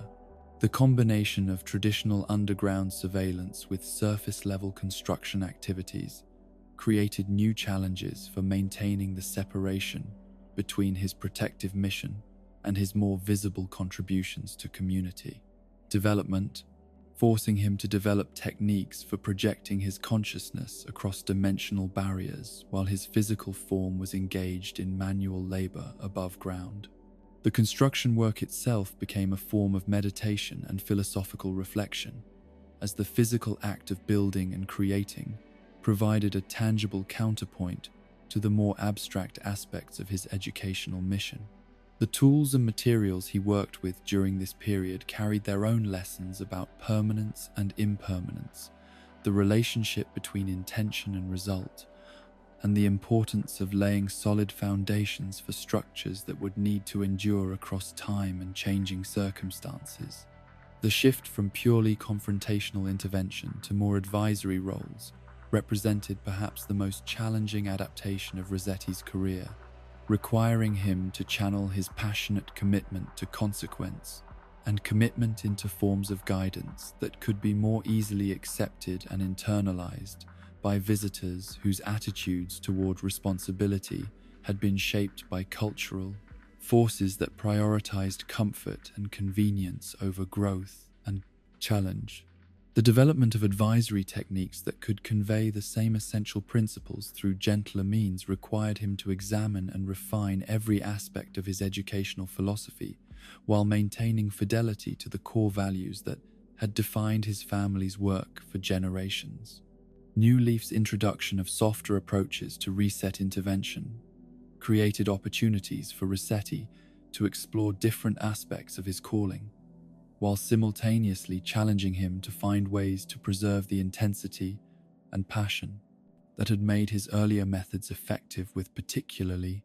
resistant violators. The balance between maintaining his essential character and adapting to changing cultural expectations required careful consideration of which elements of his approach were fundamental to his mission and which were simply habitual responses that could be modified without compromising his effectiveness as an educator and protector. The acceptance of change that this period required was not merely professional adaptation, but a deeper spiritual adjustment that forced Resetti to confront his own assumptions about the relationship between method and purpose, between traditional approaches and innovative solutions to eternal problems. The underground chambers, where he had spent so many years developing his confrontational techniques, became spaces for reflection and experimentation, as he worked to discover new ways of channeling his dedication to consequence and commitment into forms that could be more readily received by contemporary audiences. The rescue service evolution that characterized his most recent incarnation represented a culmination of decades of adaptation and refinement, transforming his role from reactive intervention to proactive support, while maintaining his fundamental commitment to helping visitors understand the importance of permanence and consequence in their digital experiences. The helicopter that became his primary means of transportation and intervention symbolized his evolution from purely underground guardian to someone who could operate across multiple dimensions of village life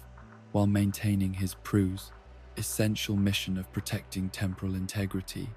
This transformation from confrontational educator to rescue service provider required him to develop entirely new sets of skills and approaches while drawing upon the deep well of understanding about human psychology and digital behavior that his years of reset intervention had provided. The rescue operations he now conducted required the same passionate commitment to helping others that had characterized his earlier work, but channeled into forms of assistance that were immediately recognizable as beneficial, rather than punitive or educational in their immediate impact. The modern incarnation of his mission demonstrated that the principles of consequence and commitment could be served through positive assistance as effectively as through confrontational intervention, perhaps more effectively in many cases, as visitors who experienced his rescue services were more likely to develop appreciation for the value of permanence through gratitude rather than through resistance to unwanted lectures. The helicopter rescues and emergency assistance he provided created opportunities for education through demonstration rather than through verbal instruction, showing visitors the practical value of having someone dedicated to their welfare and success. Yet even as his methods evolved and his role expanded beyond the traditional boundaries of reset intervention, Resetti maintained his core commitment to the principles that had defined his family's work since its inception. The underground chambers that had been his primary workspace for so many years remained important bases of operation, their monitoring equipment still essential for detecting the subtle signs that preceded various forms of temporal violation and spiritual crisis that threatened the integrity of village life. The relationship between his evolved mission and his traditional responsibilities created new opportunities for synthesis and integration, as his rescue work often brought him into contact with visitors who were struggling with exactly the kinds of commitment and consequence issues that his earlier interventions had been designed to address. The trust and gratitude that his rescue services generated created more receptive audiences for his deeper educational messages, allowing him to convey principles of responsibility and permanence through positive association rather than through confrontational challenge. The maintenance of core principles while adapting methods represented perhaps the greatest achievement of Resetti's career, demonstrating that dedication to eternal values could be preserved and expressed through evolving approaches that remained responsive to changing cultural needs and expectations. The underground network that had supported his family's mission for generations continued to provide the foundation for his work, but now served a broader range of protective and supportive functions that extended well beyond the original focus on reset intervention. His modern approach to temporal protection encompassed not only direct intervention in cases of reset violation, but proactive assistance designed to help visitors avoid the kinds of situations that might tempt them toward temporal manipulation in the first place. The rescue services he provided often prevented reset attempts by offering alternative solutions to difficult situations, addressing the underlying problems that might otherwise lead to attempts to escape consequence through temporal revision. The integration of traditional underground surveillance with expanded surface operations created new opportunities for comprehensive protection of village integrity, while maintaining the essential separation between his protective mission and the daily lives of those he served. The helicopter that carried him to rescue operations was as much a symbol of his evolved understanding of service as the tunnels where he had first learned the importance of consequence and commitment, representing his growth from reactive guardian to proactive protector, while maintaining his fundamental dedication to the principles that had guided his family's work across the generations. The wisdom he had accumulated through decades of adaptation and evolution informed every aspect of his modern approach to village protection, creating a synthesis of traditional values and contemporary methods that demonstrated the enduring relevance of commitment and consequence in an increasingly complex digital environment. His example served as proof that individual dedication to eternal principles could evolve and adapt to changing circumstances, while maintaining fidelity to the essential values that made such dedication meaningful and worthwhile, ensuring that the underground mission would continue to serve its protective purpose, regardless of the specific forms through which that purpose might be expressed in future generations. The deeper currents that flowed beneath the surface of village life had always been perceptible to Mr. Resetti in ways that transcended ordinary sensory experience. His years of underground existence having attuned him to subtle rhythms and patterns that connected the temporal mechanics of digital permanence to forces that operated on scales both cosmic and intimate,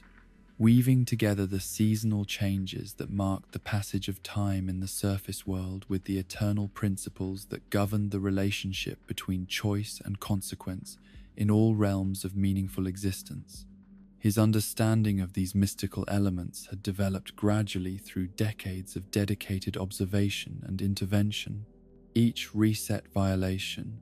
revealing new layers of complexity in the intricate systems that maintain the delicate balance between freedom and responsibility that made village life something more than mere entertainment. The village's temporal mechanics operated according to laws that bridged the gap between the physical constraints of digital systems and the spiritual requirements of meaningful experience, creating environments where the passage of time carried weight and significance that extended far beyond the simple accumulation of data or the mechanical progression of programmed events. Resetti's position in the underground network had provided him with unique insights into these systems, his monitoring equipment registering not merely the surface phenomena of reset attempts, but the deeper disturbances that such violations created in the fabric of reality itself. The seasonal changes that brought such beauty and renewal to the surface world were not merely cosmetic variations in environmental conditions, but expressions of deeper cosmic rhythms that connected the village system to universal forces of growth, decay,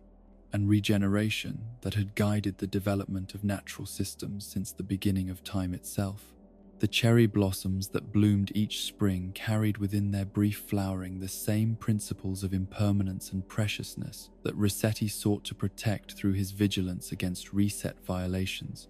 their temporary beauty serving as reminder that meaning often emerged from the very transience that made each moment irreplaceable and significant. From his underground chambers,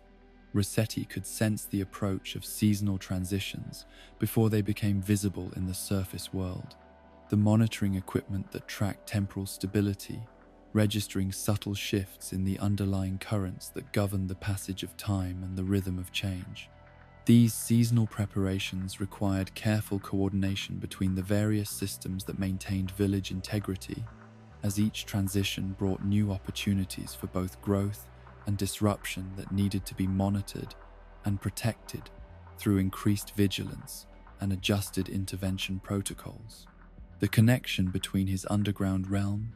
and the aurora that occasionally graced the night skies above the villages represented one of the most profound mysteries that Resetti had encountered during his years of service, a phenomenon that seemed to bridge the gap between the technological systems that supported digital existence and cosmic forces that operated on scales that dwarfed any individual village or community. The aurora appeared during moments of particular spiritual significance, its dancing light serving as visible manifestation of the deeper energies that flowed through all aspects of the village system. When harmony and balance were achieved between the various forces that competed for influence over the deep direction of community development, these cosmic elements were not merely decorative additions to village life, but essential components of the mystical framework that transformed digital entertainment into opportunities for genuine spiritual growth and personal development. The aurora's appearance often coincided with periods of reduced reset violations, as if the cosmic beauty that graced the night sky carried within it influences that helped visitors appreciate the preciousness of their experiences and the value of allowing those experiences to unfold without interference from temporal manipulation. Resetti's relationship with other mystical figures who operated within the village system had evolved over the years from professional awareness to something approaching spiritual kinship, as he came to understand that his mission of protecting temporal permanence was part of a larger network of guardianship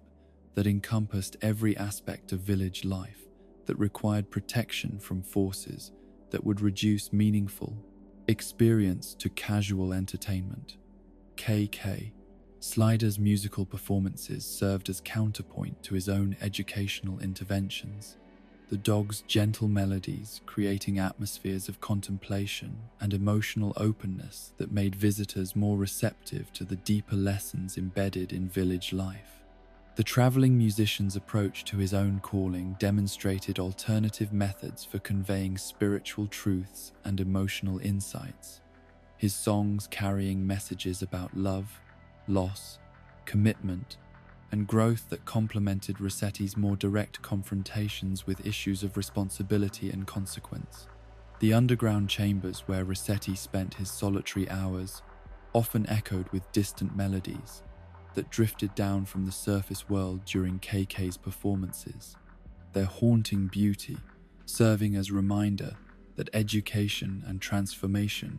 could take many different forms while serving the same essential purpose of helping individuals discover deeper meaning in their experiences.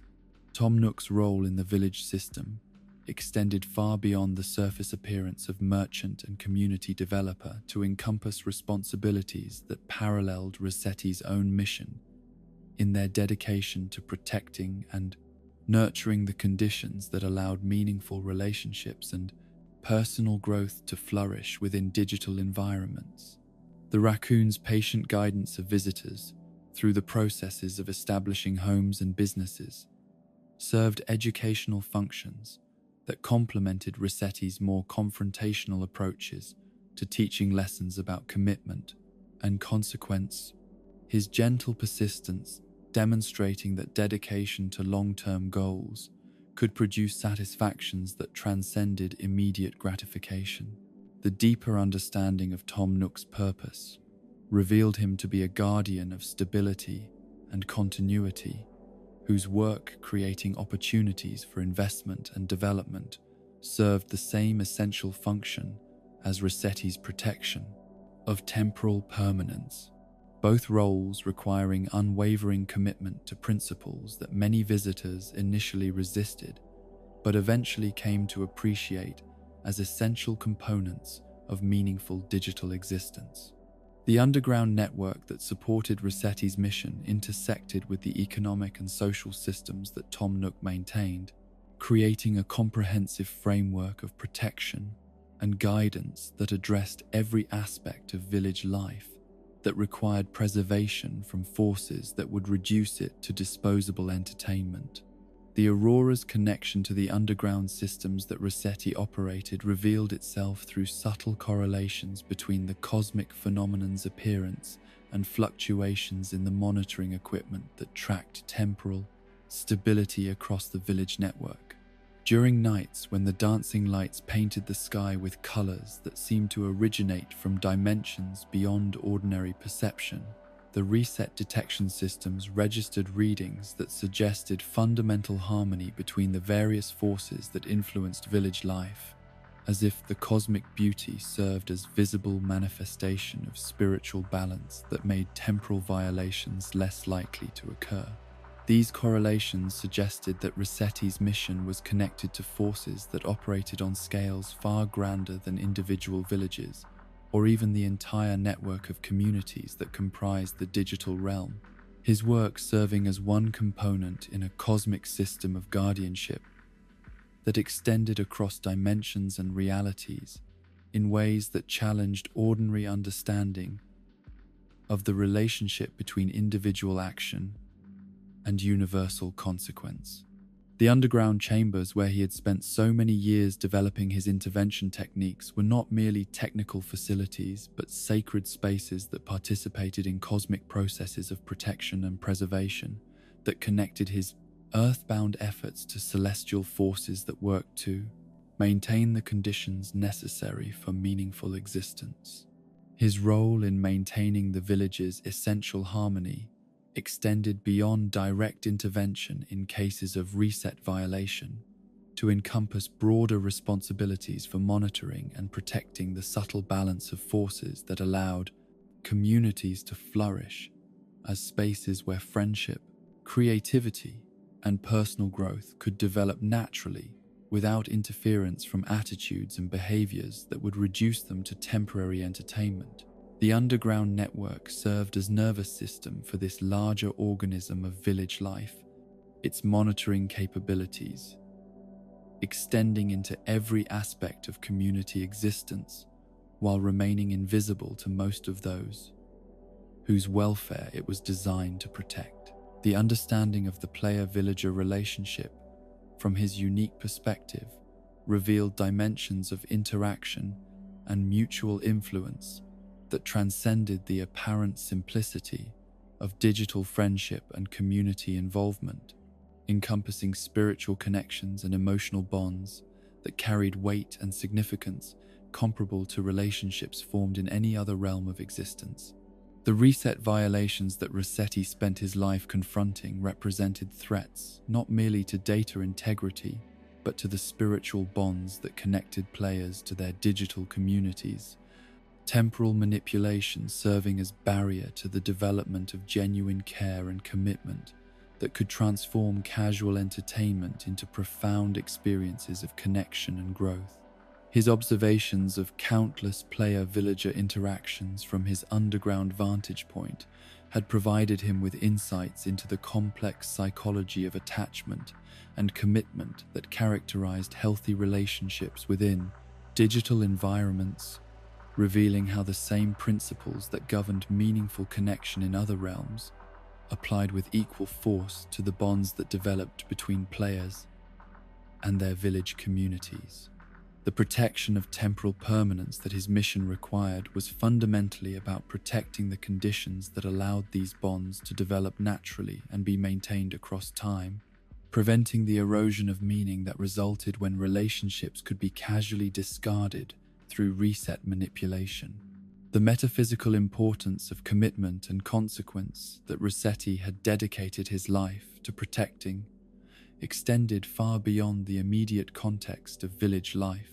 to encompass universal principles that governed the development of character and the achievement of genuine satisfaction in any realm of existence. The reset phenomenon represented a fundamental challenge to these principles, offering the illusion that meaning could be achieved without commitment and satisfaction without consequence, promises that ultimately led to spiritual emptiness and the inability to form lasting bonds with any person, place, or purpose. His understanding of these deeper currents had been purchased through years of confronting the psychological and spiritual damage that resulted when individuals chose convenience over commitment and immediate gratification over long-term growth, each intervention revealing new aspects of the complex relationship between freedom and responsibility that characterized mature approaches to existence in any form. The underground chambers where he conducted his vigilant watch over village integrity had become repositories of wisdom about the nature of meaningful choice and the conditions that allowed individuals to develop the strength and character necessary to embrace rather than escape the consequences of their actions. The mystical elements that permeated village life were not supernatural additions to an otherwise mundane system, but essential components of environments that were designed to support spiritual growth and personal development through participation in communities where every choice carried weight and every relationship required investment of genuine care and commitment. The aurora that danced across night skies served as a reminder that beauty and meaning emerged from the same cosmic forces that demanded responsibility and consequence as prices for participation in the profound experiences that made existence worthwhile and significant. The connection between his underground mission and these cosmic elements revealed itself most clearly during periods of seasonal transition, when the changing rhythms of village life required careful coordination between all the various systems that maintained community stability and spiritual health.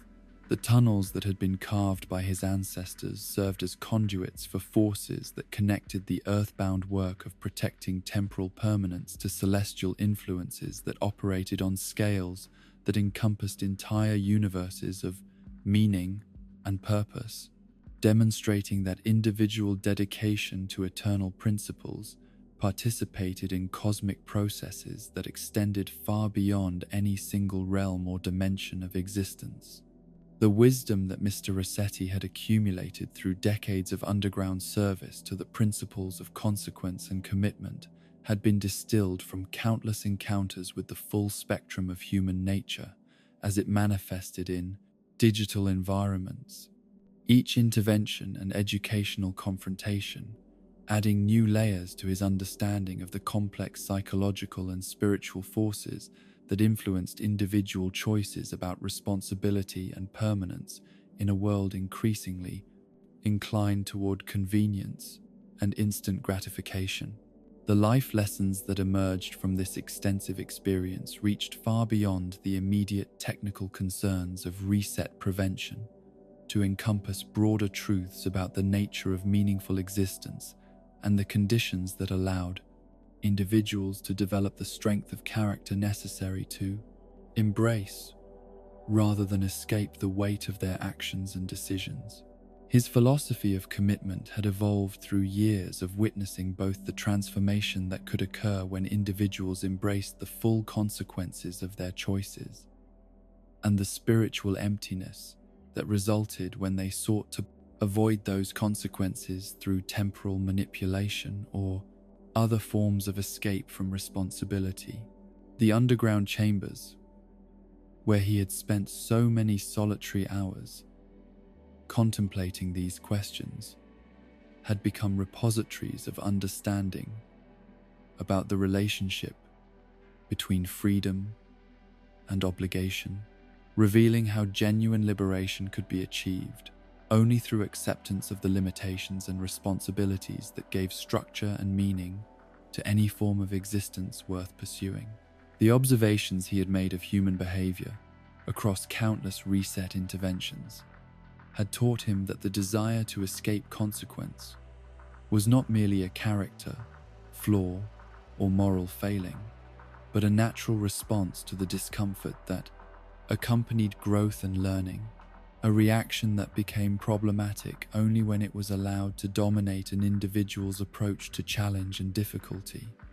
rather than being balanced by appreciation for the value that could be extracted from uncomfortable experiences.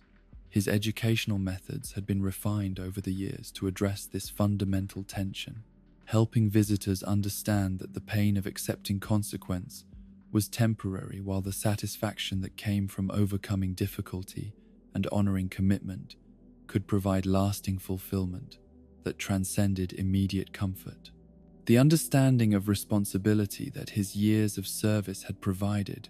went beyond simple compliance with rules or protocols to encompass a deeper appreciation for the way individual choices created ripples of influence that extended far beyond their immediate context, affecting not only the person making the decision but the entire network of relationships and communities that surrounded and supported their existence. Each reset violation that he confronted represented not merely a technical problem to be solved, but a missed opportunity for the violator to participate in the complex web of mutual interdependence that characterized healthy communities, whether digital or otherwise. His accumulated wisdom about the relationship between consequence and kindness had been perhaps the most challenging aspect of his philosophical development, requiring him to reconcile his passionate commitment to protecting temporal permanence with his genuine care for the welfare of those whose actions threatened the integrity he was sworn to preserve. The harsh methods that had characterized his interventions were not expressions of cruelty or indifference,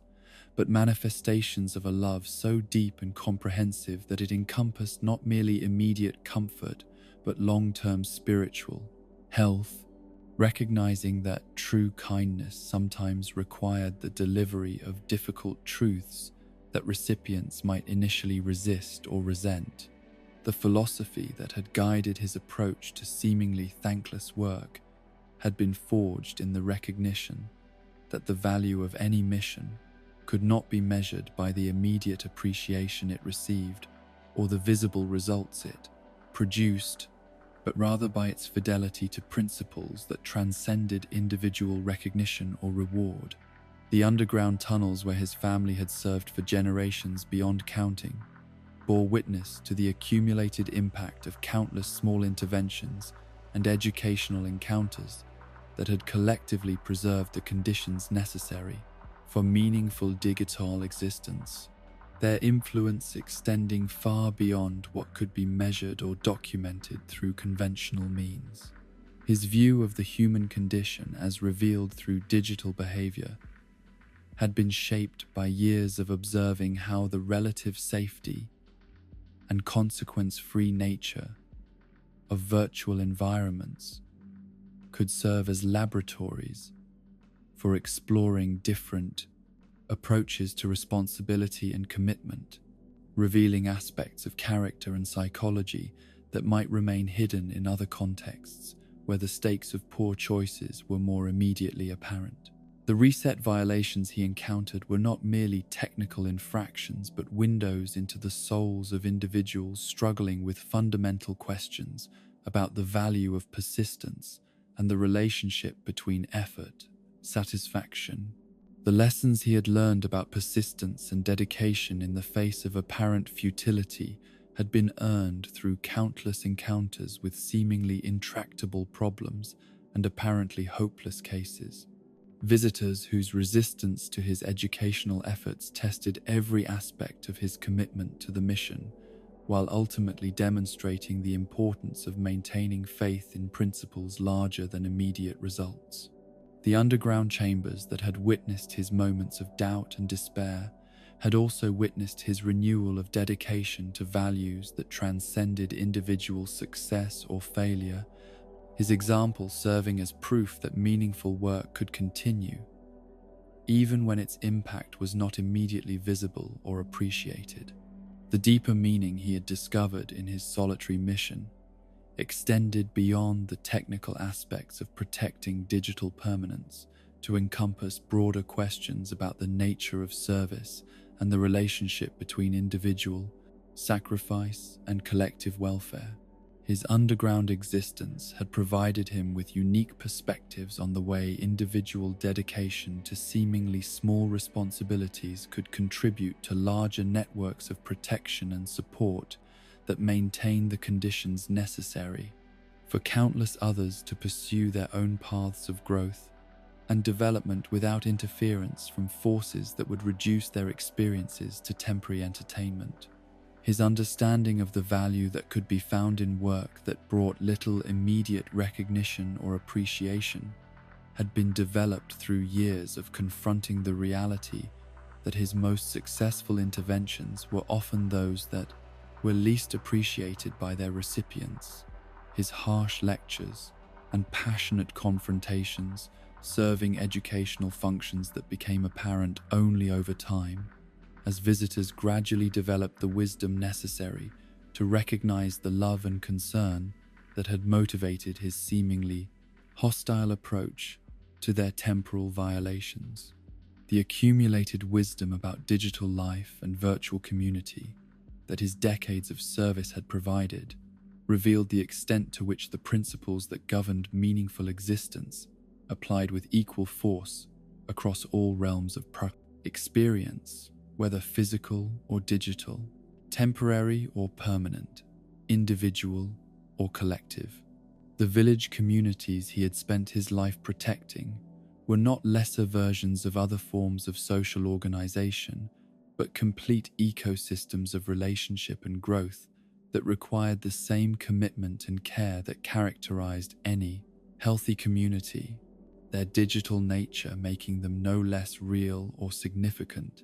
than communities that existed in other forms. His philosophy of education through confrontation had been refined through countless experiments with different approaches to conveying difficult truths, his growing understanding of human psychology revealing the complex relationship between the messenger and the message, the method and the content, in determining whether educational efforts would produce lasting transformation or merely temporary compliance. The passionate intensity that had become his signature approach was not arbitrary choice, but carefully developed technique for penetrating the layers of resistance and rationalization that often protected individuals from recognizing uncomfortable truths about their own behavior and attitudes. The insights he had gained into the nature of commitment as both personal discipline and social responsibility had emerged from years of observing the way individual choices about accepting or avoiding consequence affected not only the chooser, but the entire network of relationships and dependencies that surrounded their existence. The reset violations he confronted were symptoms of broader cultural problems that prioritized individual convenience over collective welfare, immediate satisfaction over long-term growth, demonstrating the need for educational approaches that could help individuals understand their place in larger systems of mutual support and shared responsibility. His understanding of the relationship between difficulty and growth had been developed through witnessing countless examples of how the same challenges that drove some individuals toward reset violations and temporal escape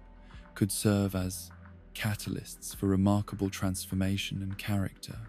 development in others who chose to embrace rather than avoid the discomfort that accompanied meaningful learning. The underground chambers where he conducted his vigilant watch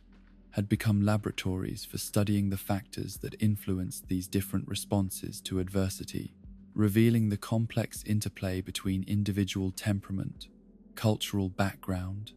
and educational intervention in determining whether challenges would be met with growth or avoidance. The wisdom he had accumulated about the nature of meaningful choice revealed the extent to which genuine freedom required not the absence of consequence, but the presence of significance, the assurance that decisions mattered, and actions carried weight, that extended beyond immediate convenience or comfort.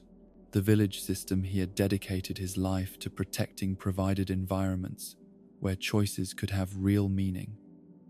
precisely because they could not be easily undone or revised, their permanence serving as foundation for the development of relationships and achievements that possess depth and substance rather than merely surface appeal. His philosophical understanding of the relationship between individual fulfillment and collective responsibility had been shaped by years of observing how the pursuit of personal happiness at the expense of community welfare ultimately led to spiritual emptiness and the inability to form lasting connections with any person, place, or purpose. The educational interventions he conducted were designed not merely to prevent specific violations, but to help individuals discover the deeper satisfactions that came from contributing to something larger than their immediate desires, participating in communities where their actions mattered and their presence made genuine difference. The life philosophy that had sustained him through decades of underground service was built upon recognition that meaning emerged not from the avoidance of difficulty, but from the transformation of challenge into opportunity, the conversion of obstacle into stepping stone through the application of persistence, dedication, and willingness to accept the full weight of choice and consequence. His underground existence had provided him with countless opportunities to practice these principles in his own life. His dedication to seemingly thankless work, serving as daily demonstration of the values he sought to instill in others through his educational interventions. The understanding he had developed of the human capacity for both selfishness and selflessness, both growth and stagnation, both wisdom and foolishness, had been earned through years of encountering individuals at moments of moral and spiritual crisis, when the choice between accepting and avoiding consequence revealed fundamental aspects of character that might otherwise remain hidden beneath layers of social convention and cultural expectation. These encounters had taught him that the same individual could be capable of both remarkable transformation and stubborn resistance, often within the span of a single conversation, demonstrating the complex and often contradictory nature of human psychology and the importance of maintaining hope, even in the face of apparent hopelessness. The wisdom that his solitary mission had provided about the nature of love and service had been distilled from years of maintaining passionate commitment to the welfare of individuals who often responded to his efforts with ingratitude, resentment, or outright hostility, teaching him that genuine care for others sometimes required the willingness to be misunderstood or disliked in service of their long-term spiritual health and character development. The underground tunnels that had been his home and workplace for so many years bore witness to a form of love that transcended immediate appreciation or recognition, demonstrating that the deepest expressions of care often took forms that recipients could recognize only much later, when time and experience had provided them with the wisdom necessary to understand the true nature of what had been offered to them. The lasting impact of Mr. Resetti's work on countless players had rippled outward through the digital realm in ways that transcended any conventional measurement of success or influence. Each intervention and educational encounter creating chains of consequence that extended far beyond the immediate context of reset violations, to touch lives and transform perspectives across generations of village visitors whose understanding of responsibility and commitment had been fundamentally altered by their confrontations with the passionate mole whose dedication to temporal permanence had burned like a flame in the depths of the earth. The underground chambers where he had spent so many years developing his confrontational teaching methods had become the source of influences that spread through the village network like water flowing through underground streams, carrying with them lessons about the nature of meaningful choice and the value of accepting consequence that would continue to shape digital communities long after his direct interventions had ended. The testimonials that occasionally reached him through various channels of communication provided glimpses into the profound transformations that his seemingly harsh educational methods had produced in the lives of individuals who had initially resented his interference, but eventually came to understand the deeper wisdom embedded in his passionate lectures about responsibility and commitment. These messages, often arriving years after the original interventions that had inspired them, revealed how the seeds planted during moments of confrontational education had gradually grown into appreciation for principles that extended far beyond the immediate context of village life to encompass broader approaches to challenge and difficulty in all realms of existence. Former Reset violators would write to thank him for insights that had helped them navigate difficult periods in their personal and professional lives, their words revealing how the lessons learned during underground confrontations about the importance of living with one's choices had provided them with strength and wisdom when facing real-world situations that required similar commitments to accepting consequence rather than seeking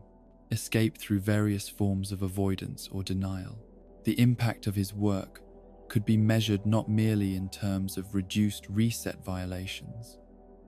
but in the character development and spiritual growth that his educational interventions had fostered in countless individuals whose lives had been touched by his dedication to eternal principles. The training of successors and the passage of accumulated knowledge to future generations had become an increasingly important aspect of Resetti's mission as the years of his service accumulated and the scope of his understanding about effective intervention techniques and educational philosophy expanded beyond what any single individual could hope to implement without assistance. The underground network that had supported his family's work for generations beyond counting required constant renewal and adaptation to address changing cultural conditions while maintaining fidelity to the fundamental principles that made their protective mission necessary and worthwhile. The selection and development of new guardians for digital permanence required careful attention to both technical competency and spiritual commitment, as the work demanded not merely understanding of monitoring systems and intervention protocols, but passionate dedication to principles that often brought more criticism than appreciation from those whose welfare they were designed to protect. The underground chambers that had been Resetti's training ground and workplace were gradually transformed into educational facilities where promising candidates could learn to channel their own commitment to consequence and responsibility into effective methods for protecting village integrity. The passing on of knowledge encompassed not merely technical skills and operational procedures, but the deeper philosophical understanding that had been refined through decades of confronting the full spectrum of human attitudes toward responsibility and commitment in digital environments. The wisdom that Resetti had accumulated through countless encounters with reset violators needed to be preserved and transmitted in forms that future generations of guardians could adapt to address whatever new challenges might emerge as the village system continued to evolve and expand in response to changing technological and cultural conditions. The evolution of educational methods for new generations required constant refinement and adaptation to address changing attitudes and expectations, while maintaining the essential core of confrontational intensity that had proven so effective in penetrating layers of resistance and rationalization that protected individuals from recognizing uncomfortable truths about their own behavior. The underground training facilities where new guardians learned their craft became laboratories for developing innovative approaches to the eternal challenge of helping individuals understand the value of accepting rather than avoiding the consequences of their choices. The enduring need for guidance in digital spaces had become increasingly apparent as virtual environments grew more complex and immersive,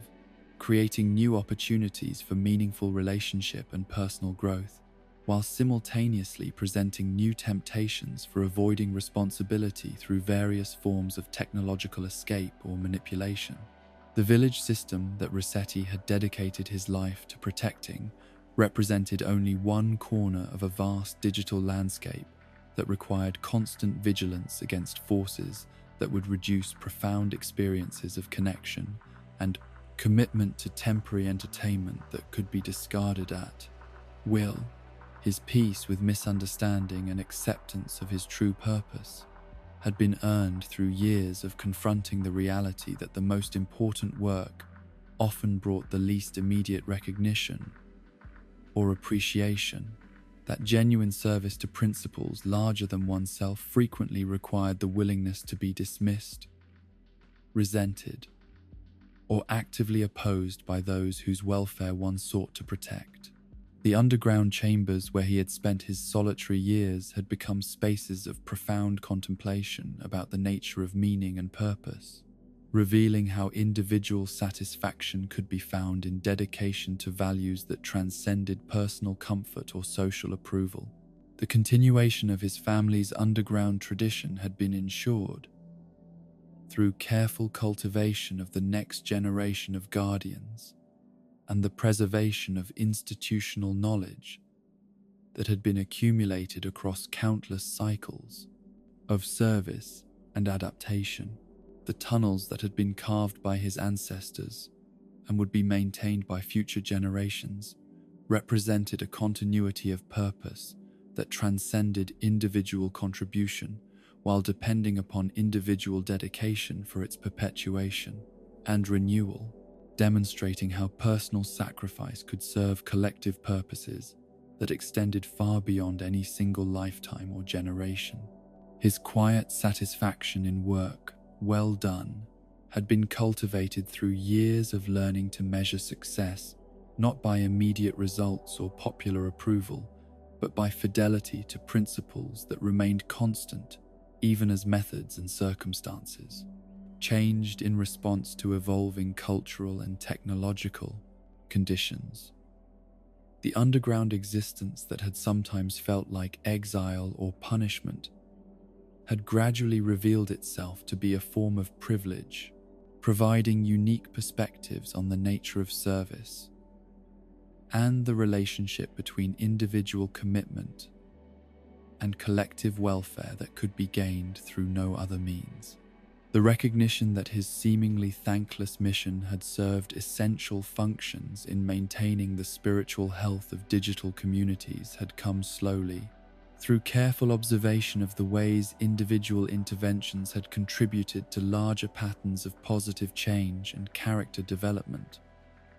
that extended far beyond what could be attributed to any single educational encounter or confrontational intervention.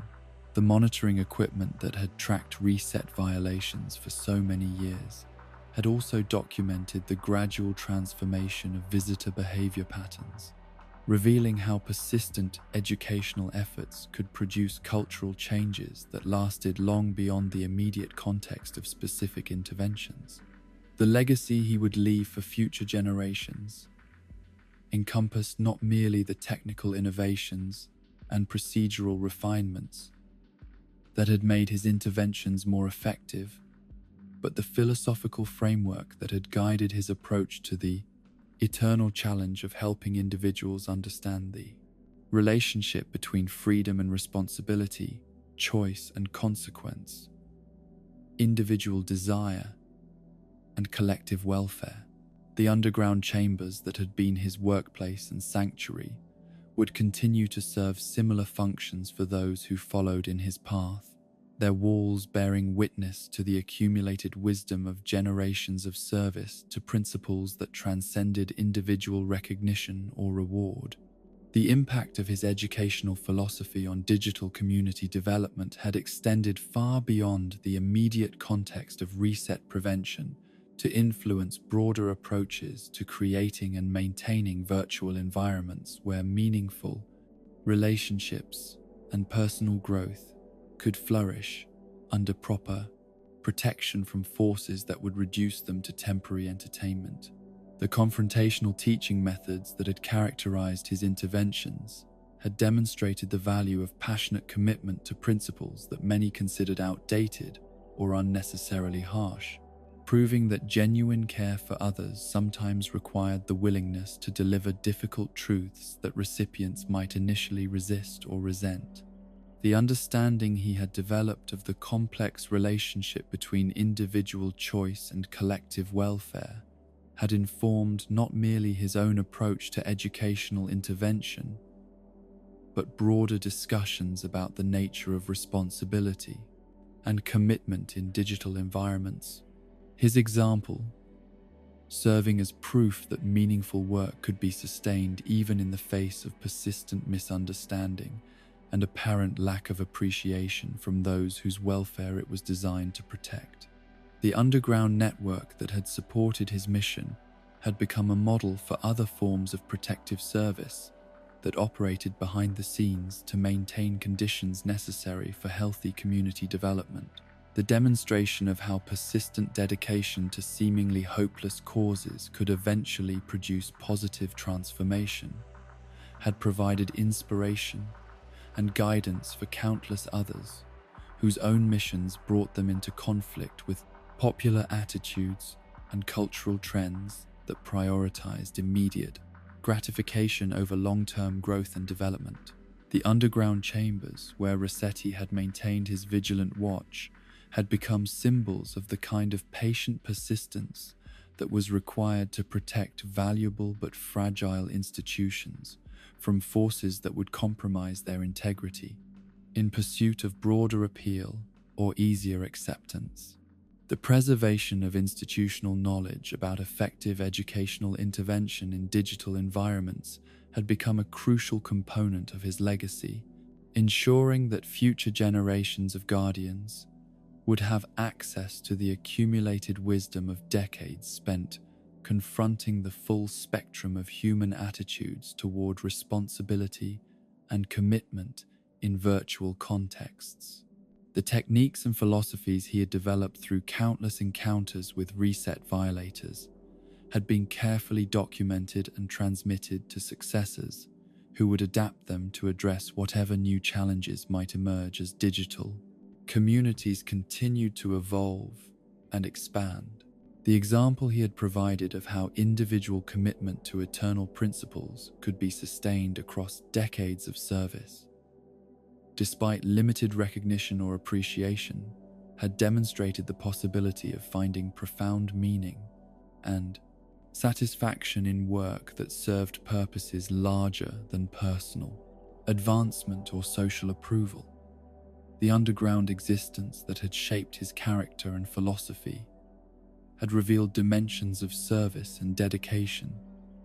that could be discovered through no other means, providing insights into the nature of meaningful work that extended far beyond the immediate context of village protection to encompass universal questions about the relationship between individual purpose and collective welfare. The quiet revolution in attitudes toward digital responsibility that his work had helped to foster had spread through networks of influence that extended far beyond the village system to touch other virtual communities where similar questions about the nature of meaningful choice and lasting commitment were being explored and debated by individuals seeking deeper satisfaction than could be found in purely entertainment-focused approaches to digital experience. The seeds planted through decades of educational intervention had grown into appreciation for principles that were finding expression in countless contexts where his direct influence would never be recognized, but his impact would continue to be felt through the transformed perspectives of those whose lives had been touched by his passionate dedication to temporal permanence and meaningful consequence. And so we return to the surface from our journey through the tunnels and chambers where Mr. Resetti continues his eternal vigil, his dedication to the principles of consequence and commitment burning as steadily as it did in those first moments when he understood the sacred nature of his calling and embraced the solitary mission that would define every aspect of his existence for decades of faithful service. In the quiet spaces between reset alerts, in the moments when players pause before making choices that will echo through the digital communities they inhabit, his influence lingers like the scent of earth after rain, invisible but essentiel, providing the foundation upon which meaningful experiences can grow and flourish without fear of casual erasure or temporal manipulation. He remains below in the underground chambers that have been his home and sanctuary for so long, not as a punisher seeking to inflict suffering upon those who violate the principles he holds sacred, but as a guardian of consequence whose harsh words spring from the deepest well of care and concern for the spiritual welfare of those whose actions threaten the delicate balance that makes village life something more than mere entertainment. His passionate lectures and confrontational interventions, delivered with an intensity that often overwhelmed and occasionally transformed those who experienced them, were never expressions of anger or cruelty, but desperate attempts to convey truths about the nature of meaningful existence that could not be communicated through gentler means to audiences whose attitudes had been shaped by cultures that prioritized convenience over commitment and immediate gratification over long-term growth. The monitoring equipment that hums softly in the depths of his underground domain continues its patient surveillance of the village network, registering the subtle fluctuations in temporal stability that precede reset attempts while documenting the gradual improvements in visitor behavior that have emerged over years of persistent educational intervention.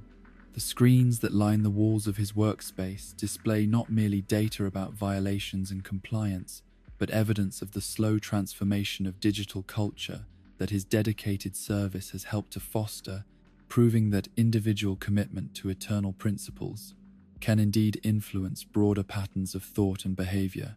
even when that influence operates through channels so subtle that its impact becomes apparent only across spans of time, measured in years rather than moments.